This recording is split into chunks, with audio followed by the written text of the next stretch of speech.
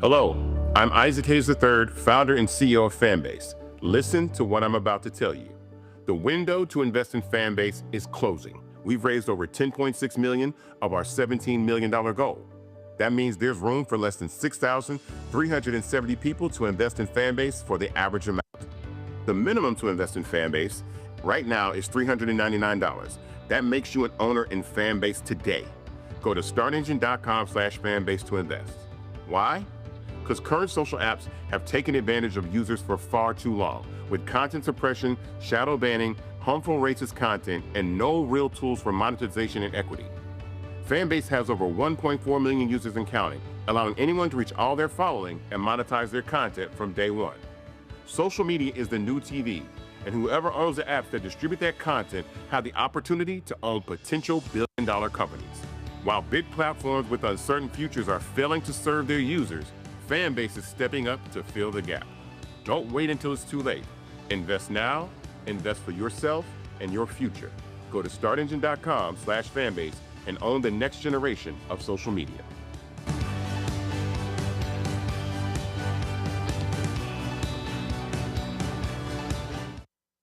Folks, Black Star Network is here. Hold no punches. I'm real revolutionary right now. Black power. Support this man, Black Media. He makes sure that our stories are told. Thank you for being the voice of Black America, Roland. Stay black. I love y'all. All momentum we have now, we have to keep this going. The video looks phenomenal. See, there's a difference between Black Star Network and Black-owned media and something like CNN. You can't be Black-owned media and be scared. It's time to be smart. Bring your eyeballs home. You dig?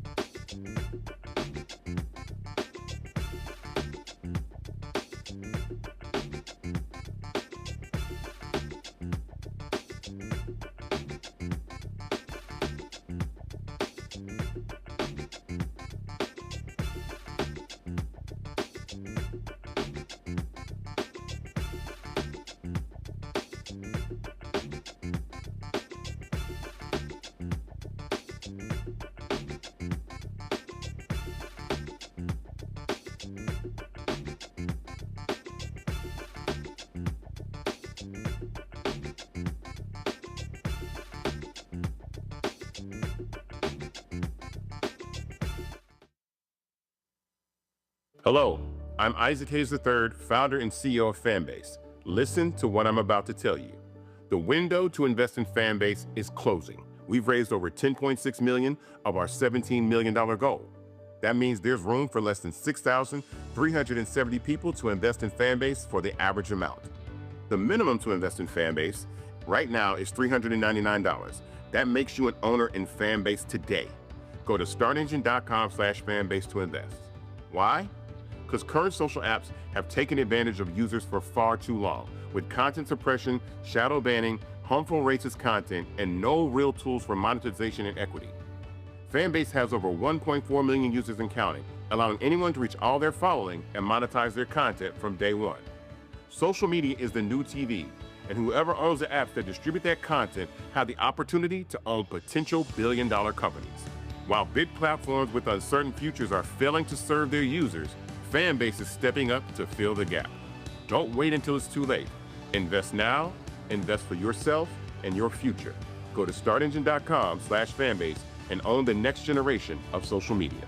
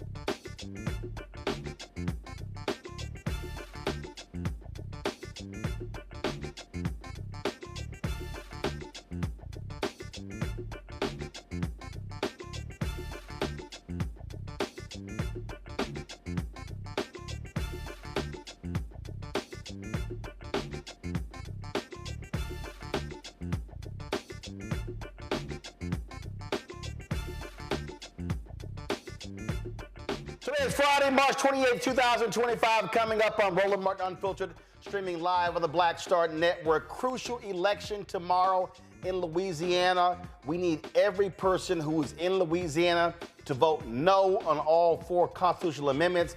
Activist Gary Chambers Jr. will join us to tell you how Republicans are using a prominent black rapper to actually get folk to support their agenda.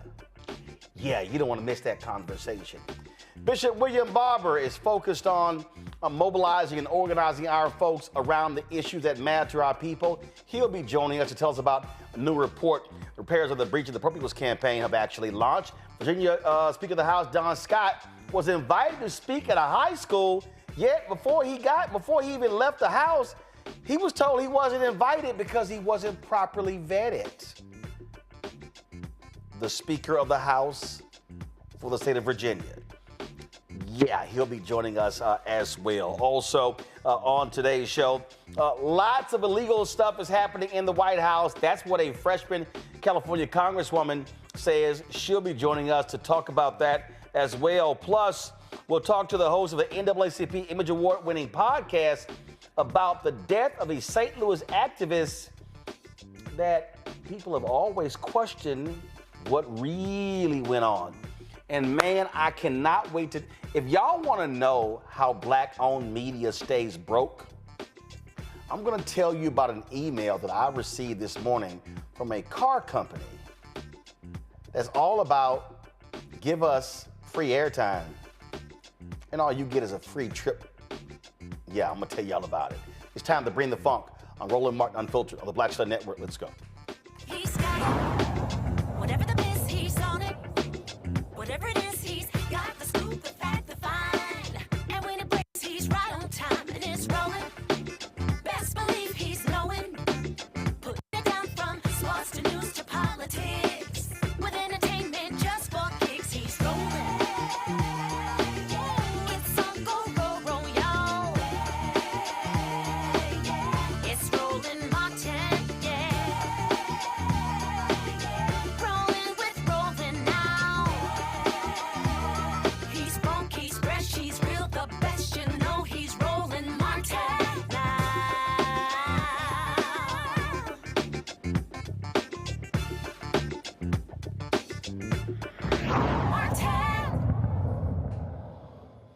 We're always telling you, you must exercise your power. You must not sit on the sidelines, and that there always are elections happening across the country that are happening in your state, in your county, in your city. Well, in Louisiana, there's an election tomorrow that deals with 4 constitutional amendments.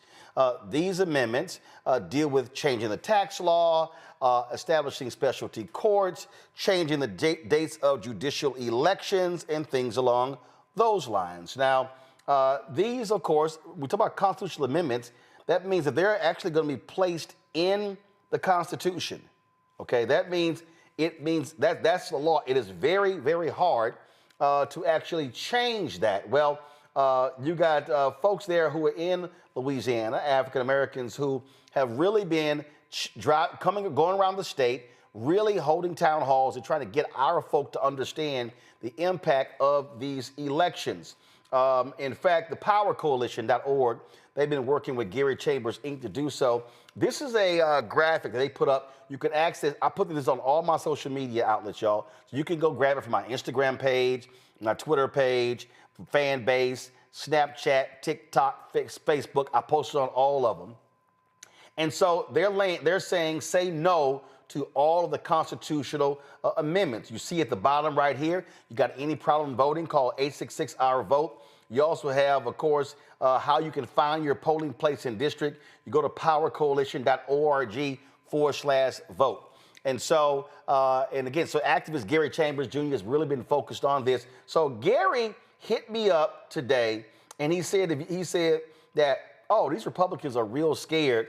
And so they have been using, of course, using text messages that have been going to black folks. I saw somebody on my post on social media, they don't even live in Louisiana, and they got a text message. And so you might say, well, who are they utilizing? Who are they having push stuff out? Would you believe rapper 50 Cent? Now, 50 Cent just signed a 45-year lease agreement for his studio buildings in Shreveport, Louisiana. This is the video Gary sent me that they have been sending around with 50 Cent backing one of these constitutional amendments. I want y'all to listen. This is Curtis James Jackson. You might know me as 50 Cent. I have a special message for the people of Louisiana. As you may have heard, I'm now a proud Louisiana property and business owner working hard to bring film and television industry back to Louisiana. I'm working because I have an opportunity to use my influence and make real change in the communities. I want to see more jobs and prosperity in the state of Louisiana. This is why I support the Amendment 2 on your ballot this Saturday. You should too. Don't let anyone confuse you about the Amendment 2. It gives teachers permanent pay raise. It doubles senior citizens' tax deduction. This is all good stuff. Voting in favor of the Amendment 2 makes common sense. And this is a bipartisan effort. Every Louisiana State Senate Democrat voted to get the Amendment 2 on the ballot. This one is about the people coming together. This is Curtis James Jackson. You might know me as 50 Cent. Okay. I have a special message. All right, well, again, 50 Cent just showed up in Louisiana very recently. Let's talk to somebody who is a lifelong resident of Louisiana, activist Gary Chambers Jr. So, Gary, you sent me that this morning. So you heard 50 Cent there talking about Amendment 2. This is from the Power Coalition. They say this amendment would change some of Louisiana's rules about taxes, government spending, and teachers' pay. It is a grab bag of changes, but at its core, it cuts funding for early, special, and K-12 education, as well as roads and infrastructure maintenance. Explain. Thank you again, Roland, for having us be a part of this conversation. You know, I wish 50 would have tried something else today other than interfering in our politics. But the reality is it's about what's good for him. But the truth of this is, Roland, they are restructuring the entirety of our tax code to help people like 50 Cent. Out-of-state business owners are going to be able to get more money in tax deductions in order to pay for this. people who are working class folks, school teachers, bus drivers, people who are auto mechanics, people who are people that work in restaurants. You're going to end up paying more in taxes because they're taxing more things in sales taxes. Teachers, this is a stipend that they're going to make permanent. It is not a raise. Teachers are not going to get any additional money in their pay. And a matter of fact, because of the changes in the sales taxes, their money is going to get ate up in more taxes rather than a serious substantive raise for our teachers. Roland, this has gotten so desperate for the governor that he was at the White House the other day, caught on a hot mic talking to Mike Johnson about this issue. And that's why they call 50, because at the end of the day, 50 is a businessman looking to advance himself in his business. And I don't have an issue with 50 coming to Shreveport and doing business. I don't have an issue with him buying up property. I don't have an issue with him attempting to revitalize Shreveport. I do have an issue with you saying that this is something that's good for us because you heard it from some white politicians in our state. I would also tell you that Democrats in the state Senate did vote for this, but ask black folks in the state of Louisiana if they showed up overwhelmingly for the Democrats that are in the Senate. The answer is no. We've had abysmal voter turnout in this state over the last couple of years. We've never had, in Baton Rouge, I looked this up recently, Roland, in Baton Rouge in the last 20 years, there's not been a single legislative race where 50% of the people showed up to vote. So it's telling me that a senator supported this is not telling me that this is what the people of the state of Louisiana support. Also, right now, 37% of turnout in the state of Louisiana is black. If 12 to 15% of white people agree with what black voters are saying right now in this state, we end up defeating the governor and sending a message to him and the state legislature that you got to do better than this. The other thing is, we don't need confusion. We're telling people to vote no on all four. To have 50 come in and say vote yes on two, that's entering in confusion to a simple message, no on all four, because they're all bad for the people of Louisiana. Did the Power Coalition, did you or any others, did 50 Cent reach out to black activists to talk to them about any of this? I've never had a conversation with 50. I reached out to you. I reached out to some other folks on the national level who I felt may have a relationship with the brother because, look, you may not know, okay? I'm trying to give the brother the benefit of the doubt. 50, you may not understand how this will hurt working class people, how this is going to hurt poor people. You may not have read the legislation because it's such a complicated piece of legislation that people sued in order to have it removed from the ballot because the language is so long and complicated because it's confusing. The reality is this policy is going to restructure our tax plan, cost poor people more money, help rich people keep more of their money, and it's a bad deal for the working class people of Louisiana. It is also disappointing when black folks who have acquired a certain level of wealth talk to wealthy white people to come then tell black folks what they ought to do. I think that's a disingenuous position. I can appreciate him coming into our state, but oh boy, mind your business when it comes to this one. So, and so here's the deal. Let's be real clear. Jeff Landry is MAGA to his core. And it's not like this is about black folk. Roland, you know what blows me about this? I wasn't going to go there, but I'm going to go there.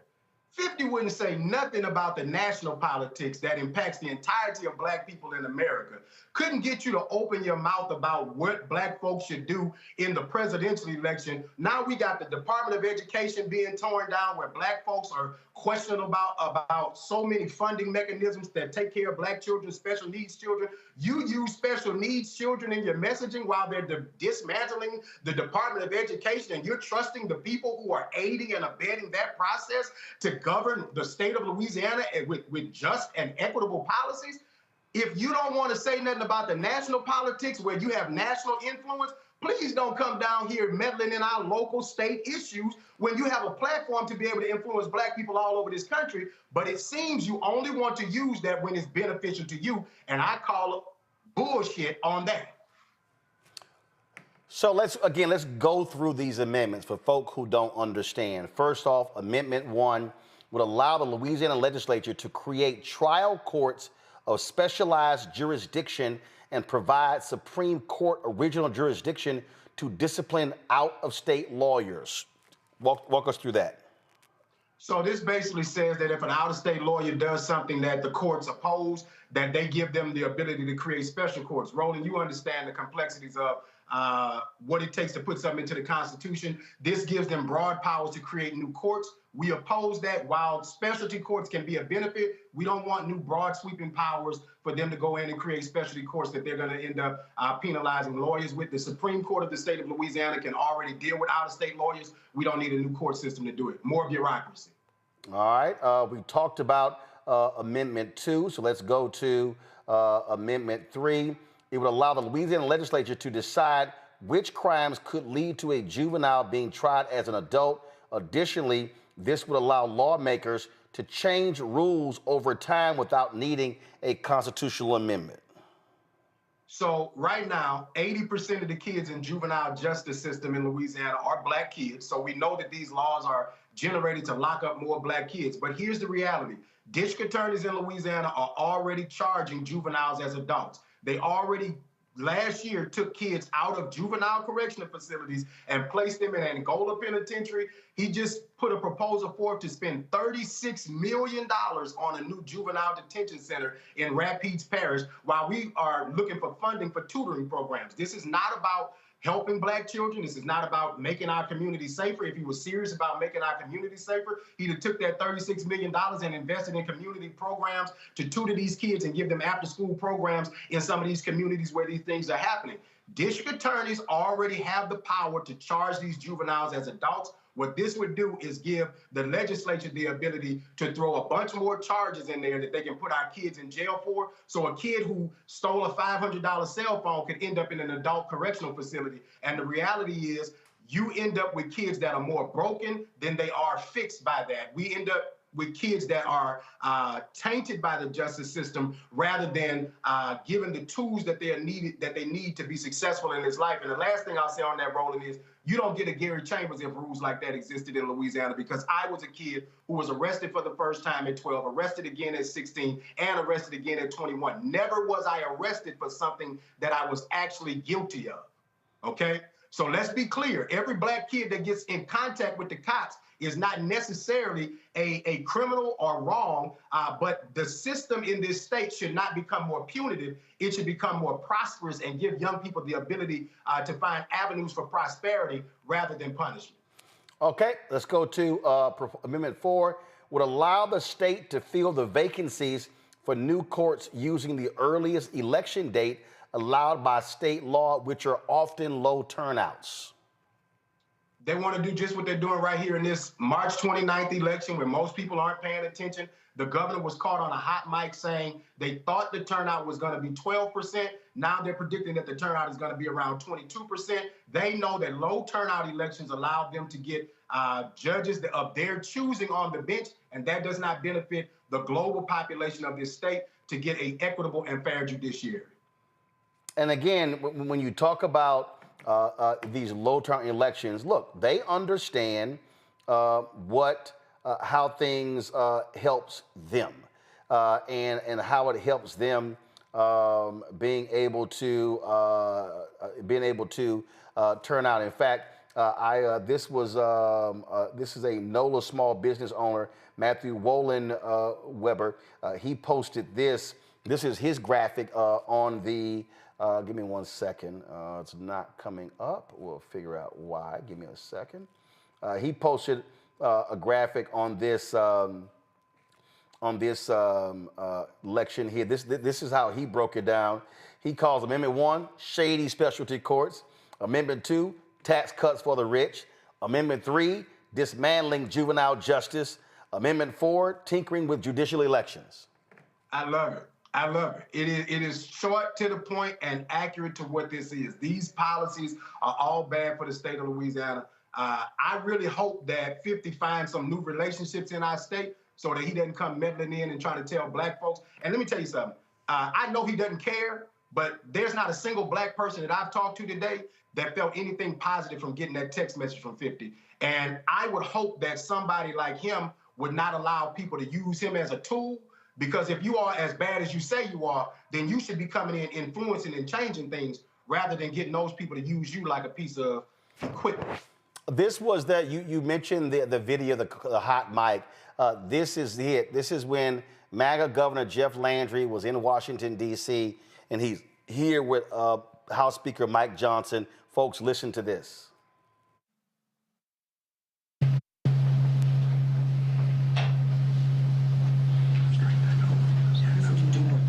What's the anticipated turnout?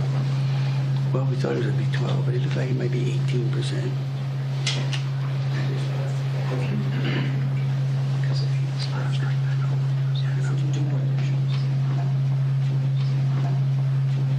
Yeah. This week. Okay. Johnson, Speaker of the House from Louisiana, Shreveport. I try to tell folks all the time, you got folks from the 50th ranked state in the nation running the whole damn country. And I've been screaming to pay attention to the elections in Louisiana because this little raggedy place that people try to ignore is punching above its weight every day. You got a guy from Caddo Parish, Louisiana, standing at the White House with Jeff Landry, caught on a hot mic. These same people are justifying folks who can't even text correctly, can't even operate a simple process of evaluation within their government. And these are the people that you want to trust with the government. The rest of the country should pay attention to these deep South states because people like Jeff Landry are friends with people like Mike Johnson, and Mike Johnson is dismantling the country before our eyes with Donald Trump and Elon Musk. And if you ignore these elections, if you're not paying attention to what's happening here, it'll be knocking on your door soon enough. And folks, if you want to understand why it's important when you talk about how they want to change the law to benefit business owners, you might say, well, okay, but what's the big deal? Where does Louisiana stand? Go to my iPad. These are the rankings, y'all. When it comes to crime and corrections, Louisiana, the 50th ranked state in America. The economy, the 49th ranked state. Education, 47th. Fiscal stability, 41st. Healthcare, 46th. Infrastructure, 49th. Natural environment, 49th. Opportunity, 44th. That's not where you want to be. So the highest ranking for Louisiana, Gary, is fiscal stability at 41. You don't want to be in the bottom of the bottom of states in America.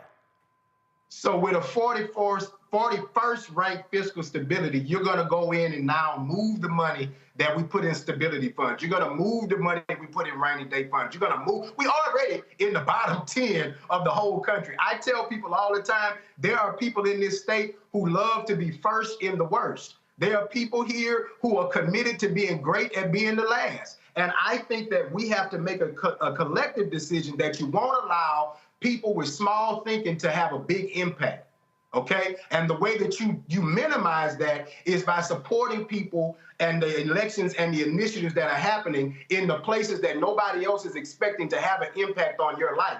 Trump understands that these people are simple-minded like Mike Johnson. Trump understands that they are linear focused on one thing, and that is white supremacy and religious control within this country. And whatever they do in order to make that happen, they don't care what it costs you or how uncomfortable it makes your life, as long as they accomplish that goal. They don't care how much Trump destroys other aspects of the government if it helps them accomplish their end goal, which is putting more mediocre white men in positions of power over you. Again, folks, big election tomorrow in Louisiana. Call your friends, post on social media, tell your folks to turn out. Black numbers are huge in Louisiana and can be the deciding factor in that state. And you're right. Listen, if black folks turn out in those numbers as you laid out, as you've been laying out in early voting, that could be the difference in this being defeated, Gary, and forcing the governor to have to come back to the table and, frankly, negotiate with the people on a real economic plan for Louisiana. That is exactly right, Roland. I thank you, as always, brother, for highlighting the issues of our people here in this state. Please text your people, call your people. If 5 to 10% more black folks show up tomorrow and vote no on all 4 constitutional amendments, we get to have a different conversation with our state legislature in 3 weeks when they go into session. Gary Chambers Jr., we appreciate it, man. Thanks a bunch, and we hope it's a good night for you and others tomorrow night when the polls close. You know I'll be reaching out, Roland. Thank you. I appreciate it. Thanks a lot. Again, I just want to remind people that in Louisiana, polls open at 7 a.m. Central. 7 a.m. Central in Louisiana. They close at 8 p.m. Central. So let folks know, don't sit at home. Don't sit at home, folks. All right? Don't sit at home. All right? Gonna go to a break. We come back and chat with my panel. You're watching Roland Martin Unfiltered right here on the Black Star Network. This week on the other side, change. The economy is not working. Trump's got trade wars, recalls, the price of groceries are through the roof. And there is a better way. There is another way. Join us as we talk more about it and we reimagine something better on the other side of change. Only on the Black Star Network. Hey, this is Motown recording artist Kim. You are watching Roland Martin Unfiltered. That boy, he always unfiltered though. I ain't never known him to be filtered. Is there another way to experience Roland Martin than to be unfiltered? Of course he's unfiltered. Would you expect anything less? Watch what happens next.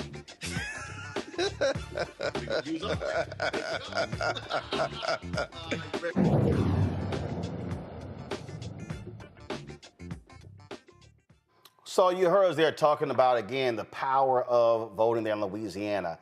And this is about what Gary is doing, what the Power Coalition is doing, is educating and informing people. And that's what's necessary. Joining us right now, Bishop William Barber, Repairs of the Breach, Poor People's Campaign. And Reverend Barber, you heard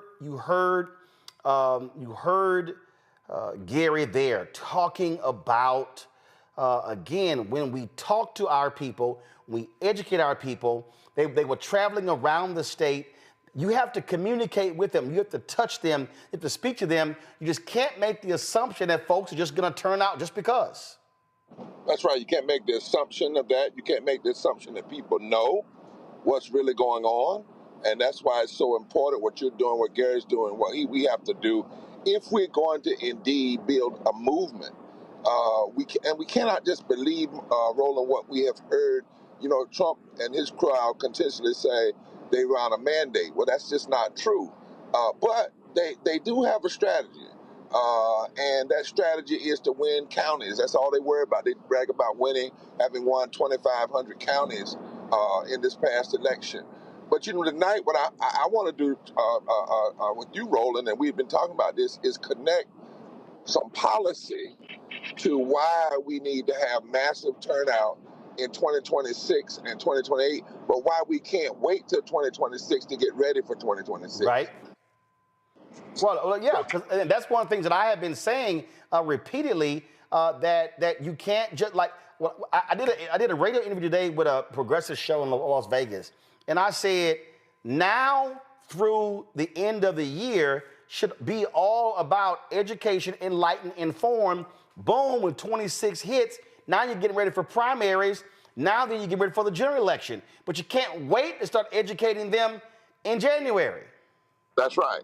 And one of the places we need to focus on, you know, the Bible says where your heart is, where your treasure is, where your treasure is, where your heart is. This budget that the House is pushing in the Senate has a negative impact on everybody and really ought to be a focus of our massive voter education, our protests, and our preparations. Let me just share with folks what you need to know. And I sent you the link to the report that we just put out so that people can understand it. In the House budget that they're talking about, and by the way, Roland, they want to pass this budget for 10 years. If they pass it as it is, you won't be able to change it in essence for 10 years till 2035. Now, what they want to do is they want to cut $2 trillion in spending. Now, don't get bored. Actually, we just lost you there. You said, actually, you broke up there. Hold on one second. You broke up there. You said they want to cut. Go ahead. They want to cut $2 trillion. And it's impossible to cut that much money from a $5 trillion budget without touching Social Security, Medicare, and Medicaid. You need to understand that.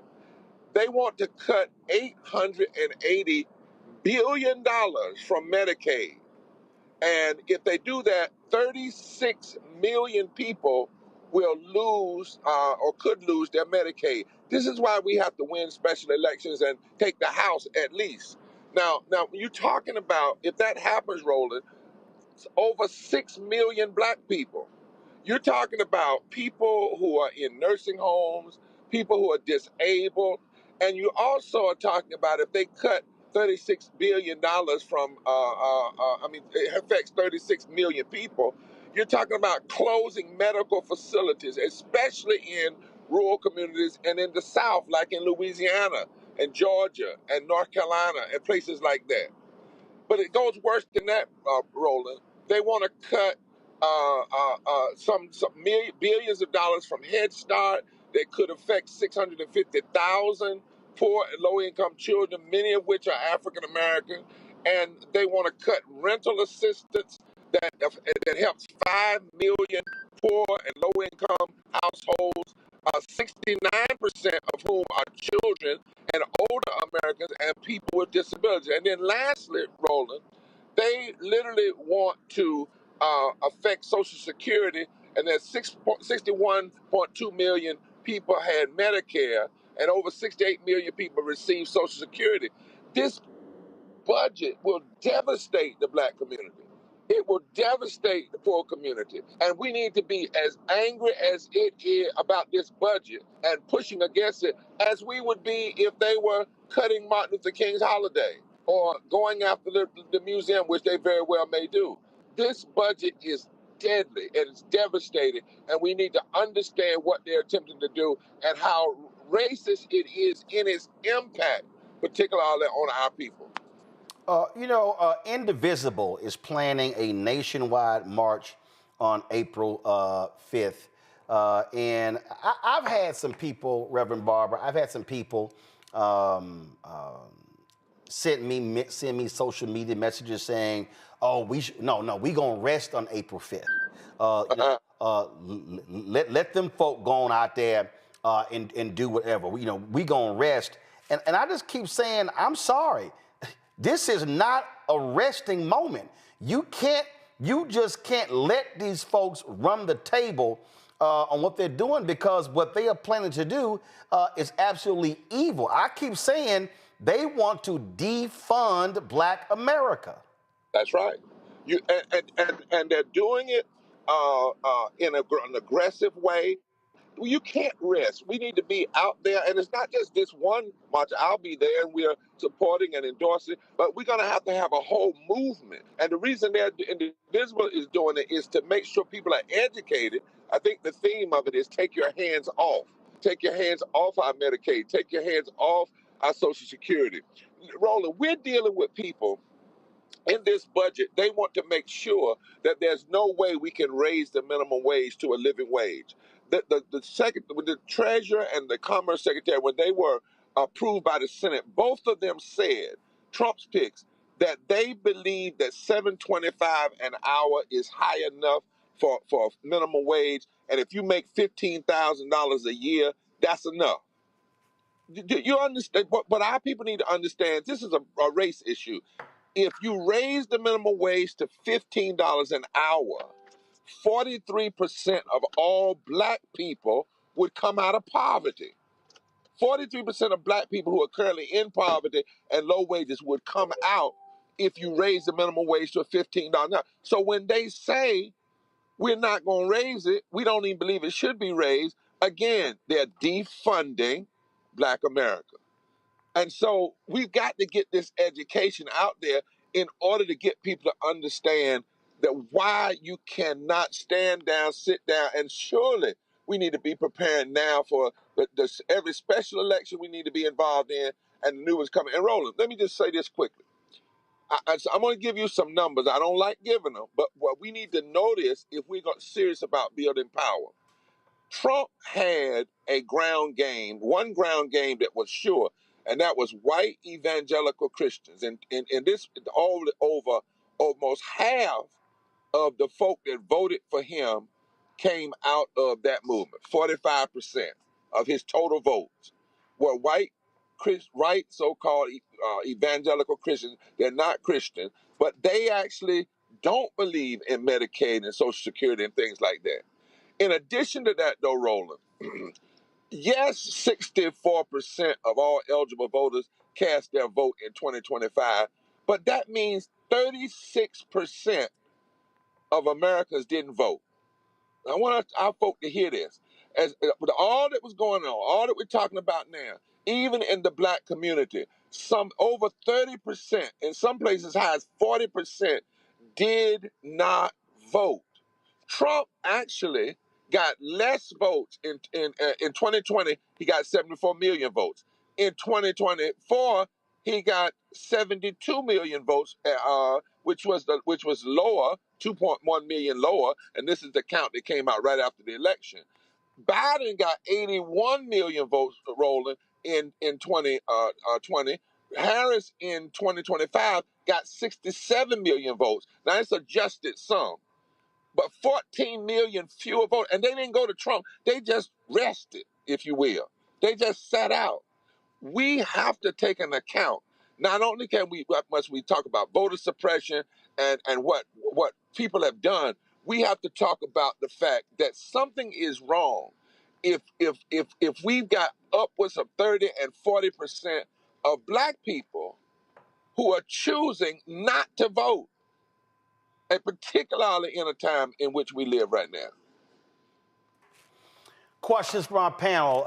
Joining me on today's show, Michael Imhotep, host of the African History Network show. Joining us out of Detroit, civil rights attorney Matt Manning. Joining us out of Corpus Christi, State Representative Derek Jackson. Joining us out of Georgia.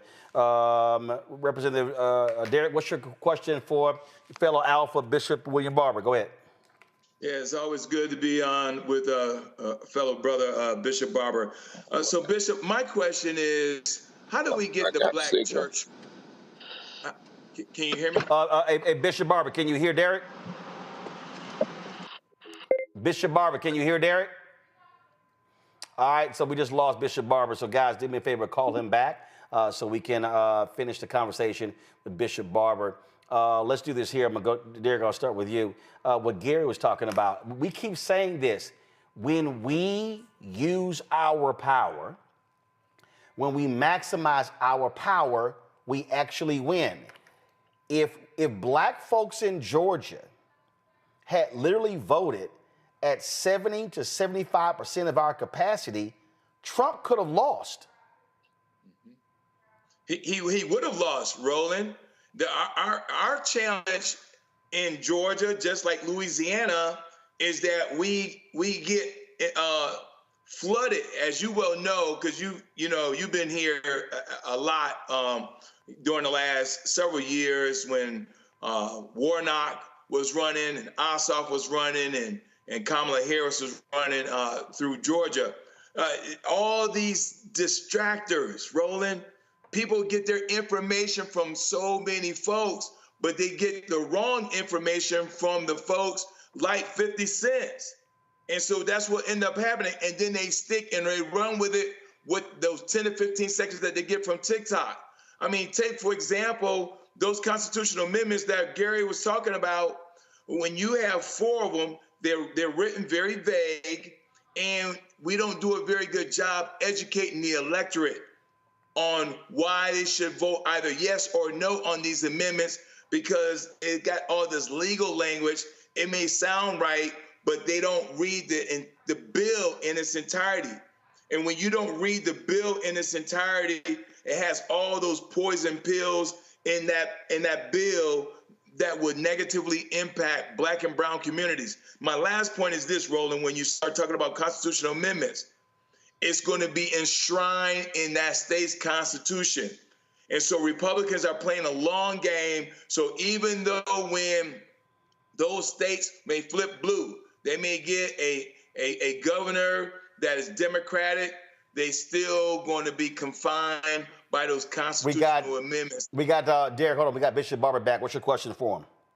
Okay, so Bishop Barber, my question to you is, how do we get the black church more engaged, to do more like the Jamal Bryants? And the reason why I'm specifically talking about the black church, because that's where the black and brown community is on a weekly basis, where they can get this information 52 weeks out of the year, and we can mobilize and organize through the black church, unlike other avenues where they don't meet on a frequent basis or they don't get their information at the frequency that they need to, because tomorrow may be too late for Louisiana to get that word out. How do we get the black church more engaged?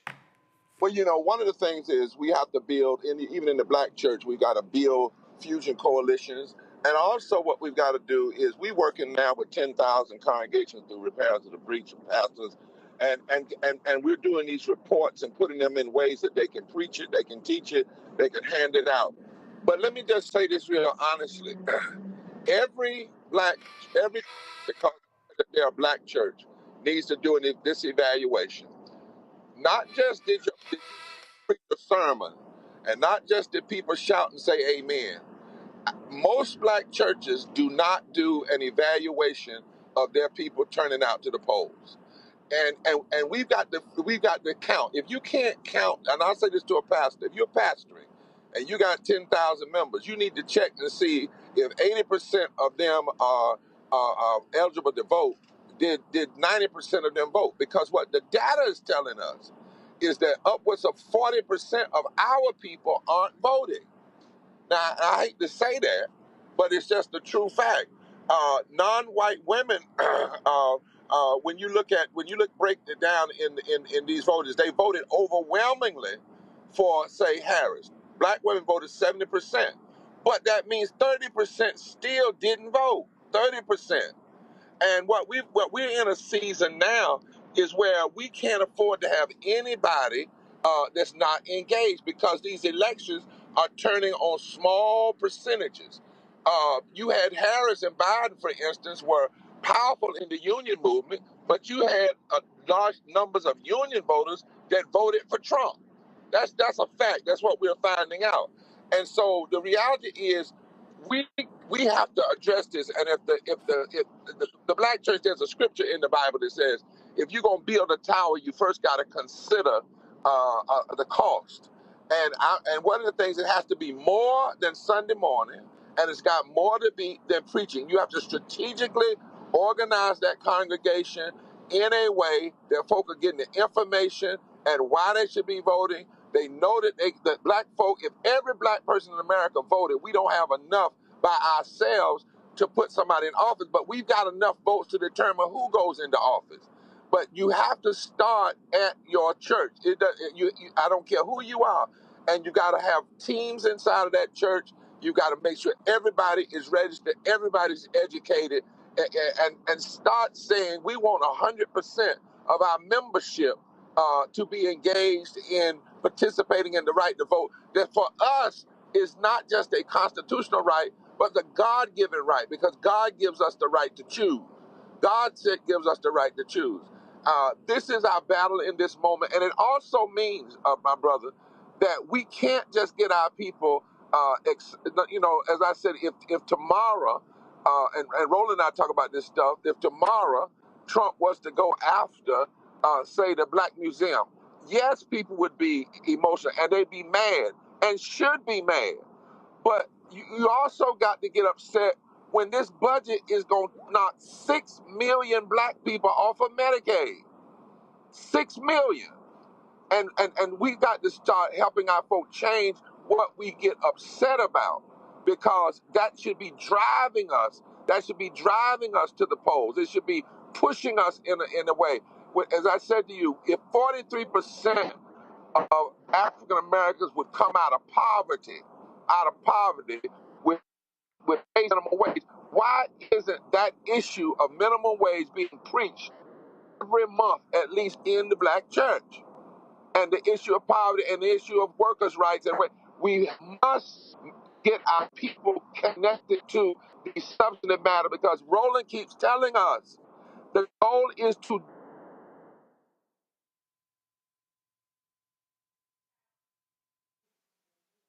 Like, again, Reverend Barber, he's on the road. He's on the road. His phone went out. Matt, I mean, again, what he lays out there is fundamentally clear. This is not rocket science. When we check out, we get hurt. And I understand people who say, man, stuff hasn't happened fast enough. But I'm telling you right now, what these people are doing, they are targeting everything in Black America. We're looking at literally losing billions of dollars. You're right. And it's funny because every time, literally 100% of the time, I talk to my father about political issues, the first thing he mentions to me is, son, we need to get out and vote. And obviously we know that to be true, but that's exactly what Dr. Barber was saying there. And you know, what I was going to ask him, when I hope I get to ask him when he comes back on, is whether he's seen any economic studies that extrapolate the effect of raising that minimum wage. I mean, I'd never heard that data point that 43% of Black people would come out of poverty if the minimum wage was raised. I mean, that's an extraordinary data point, and it seems like something that actually dovetails with what Republicans claim they want to do, which is lessen, cost of programs and services provided to citizens. So I'm really interested in seeing whether that economic impact is there, because as a preface, we know that they're making it clear every day they are not concerned about taking care of Black people via their policy. But raising the minimum wage would actually accomplish both things, theoretically, if the economics bear it out. And I'm interested in seeing that, because we know that this country, does not have the respect for workers' rights that it should, and really the respect for providing minimum necessities to people, because what we do is we call people who need those the dredges of society. But if this is your economic platform, which is, contracting the size of the government, contracting the size of services, it seems like raising the minimum wage is consistent with that. And I'm interested in seeing how the economics bear out in that respect. Well, what they laid out, give me a second. I'm going to pull this up here because they have laid those things out before. We've had them on let's see here. I'm looking right here. Trying to sit here and look at that very thing. So the answer is yes. They have pulled the data and show that when you do this, when you create a living wage, the number of people it would raise out of poverty. But what it runs up against, and this is what Republicans do every single time, what they constantly do, Michael, oh no, businesses can't afford it, or they're gonna lay people off. So what they do, they use the scare tactics of, oh, we're gonna lose jobs if you do this, and because it's all about how do you keep more money in the pockets of business owners, not workers, business owners. Yeah, and what I find interesting is that these same business owners, these same billionaires that claim to be so brilliant, they don't ever talk about putting together task force that help local businesses streamline their business, become more efficient, understand generally accepted accounting principles, learn to buy in bulk, learn to buy as a group so you can lower your costs, so you can pay your workers more money. They don't ever talk about that. I find that very interesting. So I saw Scott Bessent when he was in front of the confirmation hearing, the Senate confirmation hearing, and Bernie Sanders asked him the question about raising the federal minimum wage. He thought it was fine at $7.25. So so the whole thing is really laughable when you don't want to pay a living wage, but at the same time, the small businesses, you're not saying, you would think they're so brilliant, they would say, hey, let's help these small businesses right size, become more efficient so they can increase their profits and pay more money. Yeah, but you got to remember, when Trump was there last time and then when they cut taxes, he was running around saying, oh, these companies are going to use the money from the tax cuts to reinvest in workers, give them raises. And the CEOs were literally on record saying, no, we not. We doing stock buyback. We're doing stock buybacks. Not only that, a lot of the CEOs were saying we don't need the tax cut. They weren't asking for the tax cut. That's the other thing. Okay, so but this is just a power grab. But you're talking about CEOs of corporations. I'm talking about small businesses. I'm talking about small businesses which employ the majority of Americans. That's but first of all, but remember, first of all, again, we got to set something proper here, and that is the federal designation for a small business is 500 employees or less. Okay, so we got to be real careful because when you and I are talking small business, we're talking this business. We're talking, 10, 15 people. No, the actual federal categorization is 500 or less. So when they're on the national level talking about small business, that's also folks with 400 employees.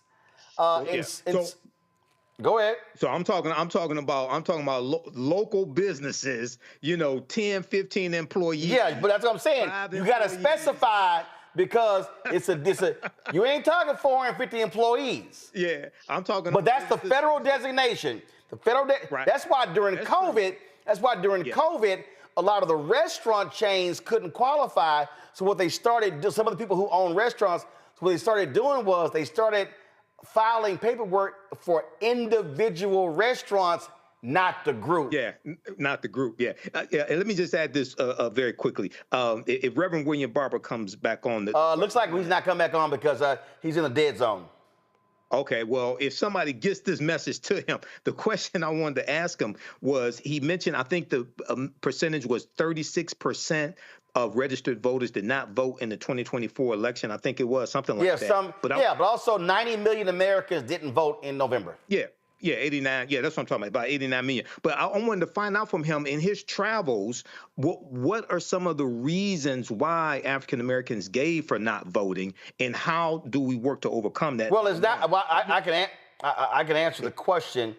Like he and I talk all the time. It's not just African Americans. Right. What he lays out, most importantly, he says first, candidates don't speak to them. Two, candidates don't reach out to them. The bottom line is they don't touch them.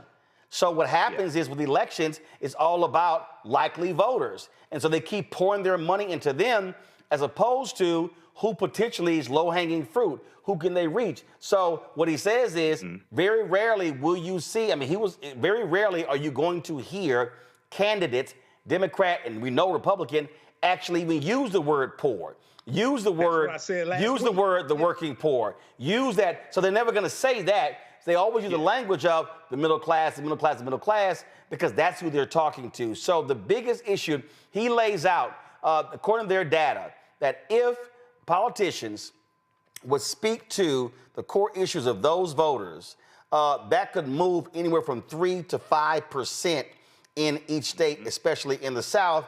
But the problem is your campaign consultants, largely white campaign consultants, ain't trying to use the word poor. Got to go to a break. We come back. We're going to talk to a member of Congress who said it's some illegal as hell thing going on. And guess what? Crooks love crooks. Guess what? The twice impeached, criminally convicted felon-in-chief Donald the Con Trump did? What did he just do? He commuted the sentence of Carlos Watson, founder of OZ, and his company as well. I'll give you all the details. You're watching Roland Martin Unfiltered on the Black Star Network. Support the work that we do. Join our Bring the Funk fan club. Our goal is to get 20,000 of our fans contributing on average $50 each a year. That comes out to $4.19 a month, 13 cents a day. You want to contribute via Cash App? Here's a striped QR code right here. Just point your phone to it. If you're listening, go to theblackstarnetwork.com. Send your check and money order, P.O. Box 57196, Washington, D.C. 20037 7-0196. PayPal, R. Martin Unfiltered. Venmo, RM Unfiltered. Zelle, Roland at RolandSMartin.com. Roland at RolandMartinUnfiltered.com. We'll be right back. We begin tonight with the people who are really running the country right now. Now, Trump is often wrong and misleading about a lot of things, but especially about history. Donald Trump falling in line with President Elon Musk. In the wake of the unsettling news that MSNBC has canceled Joy Ann Reid's primetime show, The Readout, Roland Martin and the Black Star Network would like to extend an invitation to all of the fans of Joy-Ann Reid's MSNBC show to join us every night to watch Roland Martin Unfiltered, streaming on the Black Star Network for news, discussion of the issues that matter to you, and the latest updates on the twice impeached, criminally convicted felon-in-chief Donald Trump and his unprecedented assault on democracy, as well as co-president Elon Musk's takeover of the federal government. The Black Star Network stands with Joy-Ann Reid and all folks who understand the power of black voices in media. We must come together and never forget that information is power. Be sure to watch Roland Martin Unfiltered weeknights, 6 p.m. Eastern at youtube.com/Roland S. Martin or download the Black Star Network app.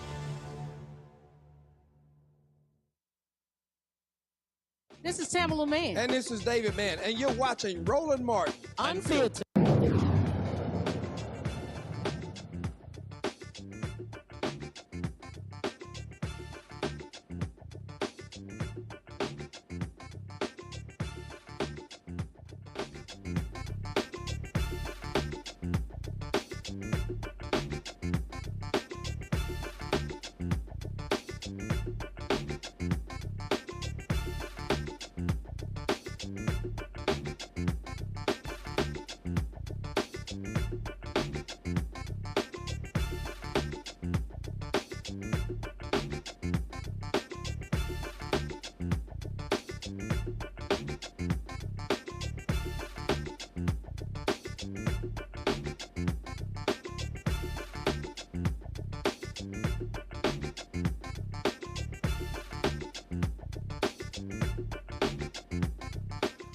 So, folks, here's some breaking news. Moments ago, Donald Trump issued a pardon for a couple of individuals who had been convicted of various financial crimes. One of those individuals is Carlos Watson. So what Donald Trump has done, he's commuted the sentence. Watson was hours away from having to report to federal prison. Remember, he was convicted for sitting here lying about the finances and regarding a scheme of OZ Media. So you look right here. So he was due to begin serving 116-month prison term in this case. Now remember, in February, a federal judge ordered Watson and OZ to pay almost $60 million in forfeiture and more than $36 million in restitution. Now he's commuted the sentence and not sure. Now, so he's not going to prison. Not sure. Does that mean he doesn't have to pay back the penalties? Now keep in mind he was convicted in court, and a judge. First of all, at the sentencing, the U.S. attorney then said Carlos Watson orchestrated a years-long audacious scheme to defraud investors and lenders to his company OZ Media out of tens of millions of dollars. Said that Watson and his co-conspirators between 2018 and 2021 defrauded investors, and of course, they shut down in 2021. In addition to that, he also pardoned Trevor Milton, the founder and former CEO of electric truck maker Nikola. He was free on appeal after being sentenced to 4 years in prison. So, crooks hooking up crooks. That's what you got going on. Well, Congresswoman Sydney Kamlager-Dove, she wanted to highlight the extent of these issues by asking her Capitol Hill colleagues if they know just how serious the situation is. Here's a social media video she put together. Hey, I'm Congresswoman Sydney Kamlager-Dove on the House Judiciary Committee. We are at our first markup, and I'm asking my colleagues if this is legal. I am here with a colleague and homie, Becca Ballant, Congresswoman for the great state of Vermont. Are you a lawyer? I am not, but I'm married to a lawyer, so I'm lawyer adjacent. I too am married to a lawyer, so I get where you're coming from. So, Voldemort Vought is trying to dismantle the CFPB. Is this legal? This is not legal. Definitely not legal. The CFPB, the Consumer Financial Protection Bureau, was set up by Congress, and only Congress can dismantle it. She said it right here first. Thank you. I am with Congressman Hank Johnson. Are you a lawyer? I am. So you know if legal, right? I do. All right, I have a question for you.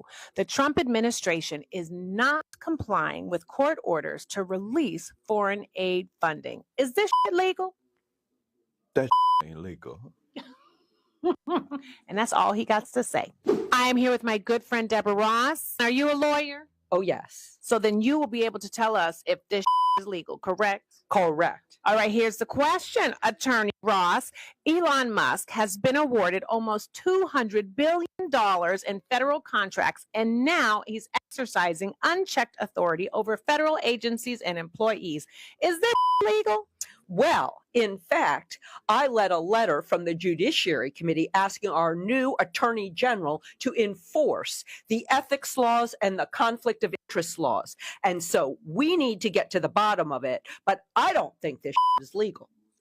Girlfriend said it's a no. Okay, I am here with Congresswoman Scanlon, also on House Judiciary Committee. She's big time. Are you a lawyer? I am a lawyer. So then you know if it's legal, right? Absolutely. So my question for you is, Trump tried to end birthright citizenship with an executive order. Is this legal? Hell no. There you had it, short and sweet. Well, Congressman Kamlager-Dove joins us right now. My panel got a kick out of that. I see Michael, Matt, and Derek, they enjoyed that video there. It's the White House 2 blocks from here. It's occupied by a bunch of crooks. Absolutely. It's like Ricky Bobby from Talladega Nights up in the White House selling everything and doing everything that's unconstitutional, unethical, and illegal. I put this series together, and I do one every week because there is so much coming out of the White House that I'm sure folks think, well, since it's the president, he can do it, right? And we're telling folks, no, most of this, if not all of this stuff, is illegal, unethical, and unconstitutional. And we should not be complying passively with what is coming out from the White House. We should be fighting, and we should be educating people about what is not legal. And look, we had reports that even last time he was there that he was essentially selling pardons. And this man is pimping the White House. It's a total grift. He's pushing his coin. It's people who buy it, they're getting screwed. He's selling perfume. He's selling guitars. He's jacked up prices at Mar-a-Lago. He's going home playing golf every weekend. Look, he's turned the White House lawn into an auto mall for Elon Musk and Tesla. And and guess what? Republicans and the voters we all good. Keep selling. I remember when Republicans acted a fool when Bill Clinton had donors sleeping in the Lincoln bedroom. This is taking grifting to a whole new level. Well, I love the fact that I want to say he set the bar super low, Donald Trump, but there's actually no bar anymore. Just what happened with Signalgate with Pete Hegseth and all of these fire, fist pump emojis. Remember when Obama did the fist pump and you thought that was an international incident? No, this Donald Trump, after his first term when he was flushing secrets down the toilet and, like you said, getting money from people who wanted to visit him at Mar-a-Lago and the Waldorf Astoria, this go-round, he's actually selling access to the Easter egg roll up to $700,000 if you want to sponsor a space at the Easter egg roll. Hawking Teslas on the lawn. He's selling miracles for $1,000. There's all kind of madness that's going on. And similar to the CFPB and trying to shut that down, which is illegal, he's trying to do the same thing with the Department of Education. He's trying to do the same thing with the Postal Service. Those things are enshrined in the Constitution. The only entity that can start or stop the Department of Education or the Postal Service is Congress. And now here you have, temper tariff Trump not only cratering our economy with these crazy tariffs, but also doing all the stuff that is illegal and forcing us to take him to court. And you know this, Roland. Now that the courts have been ruling in our favor more times than not, now he's trying to impeach judges and dismantle these lower courts. So we need the Supreme Court to clap back on this buck up coming from Donald Trump and remind everybody that the Constitution is not for sale. Well, yeah, because now they're mad. Now, they love when the judges ruled against Biden. Now they literally want to defund the courts because they dare to uphold the Constitution when this thug in chief is in the Oval Office. I am in Cannon. I have a member of Congress, my neighbor, right down the hall from me, and he has a sign that has pictures of these judges. And he says they're activist judges, go after them. So they are literally not only trying to impeach judges, but they're actually trying to invite folks to enact terror against these folks. And Speaker Johnson has threatened to try to get rid of one of the lower district courts, maybe the Ninth Circuit, because they tend to be the most liberal, because he's upset that these judges are ruling against Donald Trump and not allowing him to break the law. That is why Is This Ish Legal is so important for us to share with the American people so they can see, just like you said, this man is a thug. He is up to no good in the neighborhood. He's trying to get rid of Social Security and Medicaid and Medicare while stuffing the pockets of his cronies who actually paid for him to become president. It is obscene. And if anyone else was doing this, there would be protests in the streets. Why these Republicans have become complicit and silent, I don't know. Because last I checked, and you notice, Roland, the stuff that this man is doing is impacting not just Democrats, but Republicans too. Yep, they don't care. Questions from each panelist. Matt, you're first. Yeah, Congresswoman, first, this was hilarious. So thank you for doing this. And I think it's important to give it to the American people in a way that's most easily digestible. But here's the question I have for you. What are you hearing behind closed doors from your Republican colleagues about why none of them are standing in the way of any of this craziness that we see at all? I suspect a lot of it is them trying to save their own skins. But since you're there on the ground, what are you hearing from your colleagues about why they will not stand up for right? Well, a lot of them are scared, and a lot of their family members are scared. They don't want to be primaried. They don't want to be threatened by X. And they're trying to figure out nice ways. But you cannot communicate with a bully, but they're trying to find nice ways to communicate with the administration to have them see, where some of this stuff is going sideways. I mean, look what happened to J.D. Vance on the Signal chat. He actually had the nerve to say that he questioned some of the policies coming from Donald Trump, but he was going to let him go with them because he was the president, even though he had some questions. And what happened to J.D. Vance? They banished himself to Greenland. So now he's knocking on people's doors trying to sit on their couches in Greenland looking for some stuff to do because he had to go back to Donald Trump. Donald Trump wasn't worried about the leak. Donald Trump was worried about J.D. Vance not even showing fealty to him in a Signal chat. So all these Republicans are running scared, but we only need 3 of them to find some courage to rent some balls and stand up to Donald Trump. The other thing is this, look at what happened with Elise Stefanik. She was on her way with her glam squad to go to the UN. And then they said, oh, no, because they're scared about what's happening in Florida. They're scared about just what happened in Pennsylvania. So they are running scared because they know these policies are not good for the American people. Michael. Representative Kamlager-Dove, this is Michael Imhotep. So this is my 3rd time watching this video today. I cracked up each time. I wanted to know what has been the response from people who saw this latest video. What has been their response? And then also, what has been the response from maybe your constituents or people you've talked to who did not vote in the 2024 election, and they're looking at all this chaos taking place? So everyone loves the videos. I did not know that they would go viral and people would respond to them as positively as they have. And they've said, thank you. Thank you for speaking the truth, telling us what's up. Keep doing this. We need to know because we're fighting in the courts. We're fighting in Congress. And now we have to fight with the community and bring everyone together and realize and help people see that this is not D versus R so much as it is the country versus Donald Trump. There are a lot of folks who are saying they either have buyer's remorse because they voted for Trump, or they're really upset because they didn't think he would go this far this fast. And I'm like, boo, we told you, 2025. So, I'm not wiping away your tears, but you better get up in this foxhole with us because we got a lot of work to do. Derek? Right. All right. Yes, I appreciate the video as well. And I especially enjoyed the fact that you're highlighting these illegal and unconstitutional activities because we all know they used to say that they were the party of law and order.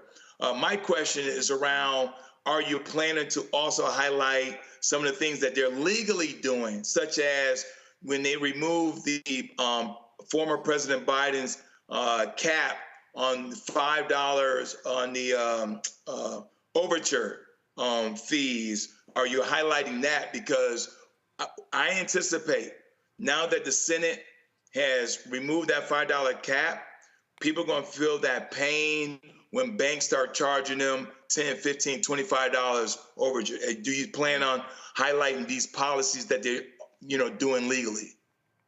Well, we're definitely going to talk about all of the things that he is doing that are not legal. And the sad part is there are so many things to talk about because this man is moving as quickly as fire in terms of enacting a lot of these things that are illegal. And yes, we are going to be talking about the things that he's doing things that are legal, but that are unwholesome, unethical, that are compromising to our safety.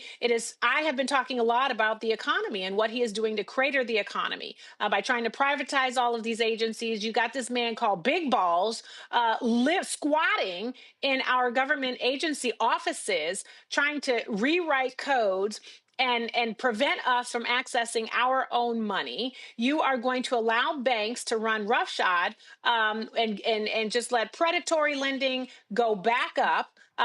You're also sort of, firing workers. Millions of workers are now going to be without collective bargaining rights or other kinds of protections. And they want to make all of these buildings vacant so that Elon and Donald and all of his cronies can buy them up. So it's a wholesale selling of our American economy and our government. So yes, we are working to kind of share all of these things because we want to reveal the madness and the grifting that is taking place. All right, Congresswoman, glad to have you on the show. Look forward to having you back. Feel free, let us know when you want to come and chop it up. Would love it. And from my alpha husband, I'm just sending continued greetings. All right. Certainly appreciate it. Derek is also a frat as well. So thanks a bunch. Appreciate it. All right, y'all. Going to a break. We come back more right here on Roland Martin Unfiltered on the Black Star Network. Y'all, it's always something. And guess what? What this racist in the Oval Office is doing? Now he's going after the Smithsonian, specifically the National Museum of African American History and Culture. Didn't I tell y'all what these white folks were going to do in my book, White Fear? Did I not tell y'all this stuff was going on? I told y'all. Y'all see the photo on the cover? It's a white man with his arms outstretched on January 6, 2021. Do you know what he's saying in this photo? All of this is ours. That's why I picked this photo. If y'all ain't read White Fear, how the browning of America is making white folks lose y'all mind, y'all need to. You will understand Project 2025 and what all these people are doing. This is how you can actually access the book right here, folks. Get it at bookstores nationwide. Get the audio version on Audible.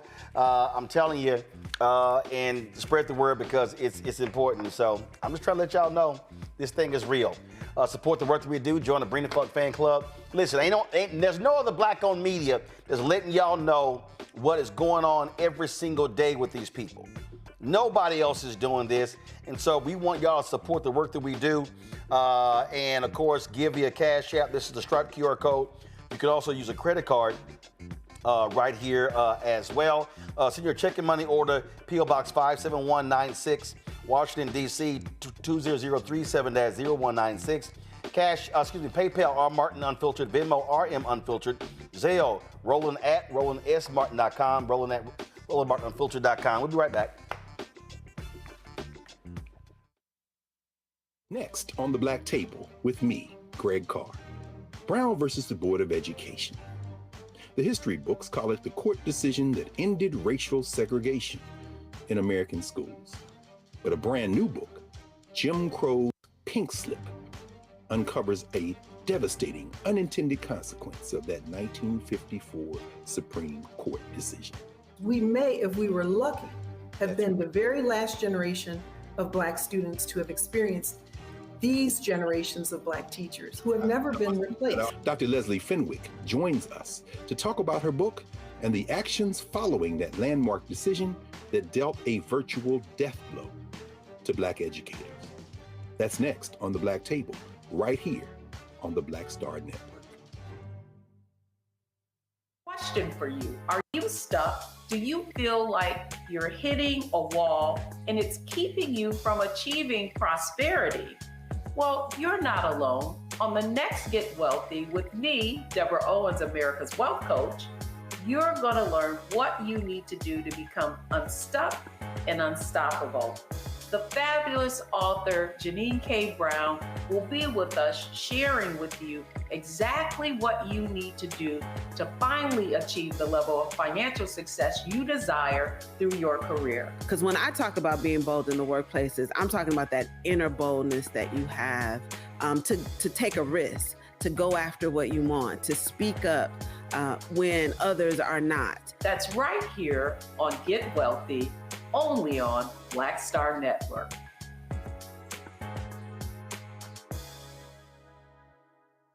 Now that Roland Martin is willing to give me the blueprint, hey, Cyrus, I need to go to Tyler Perry and get another blueprint because I need some green money. The only way I can do what I'm doing, I need to make some money. So you'll see me working with Roland. Matter of fact, it's the Roland Martin and Cheryl Underwood show. Well, should it be the Cheryl Underwood show and the Roland Martin show? Well, whatever show it's going to be, it's going to be good.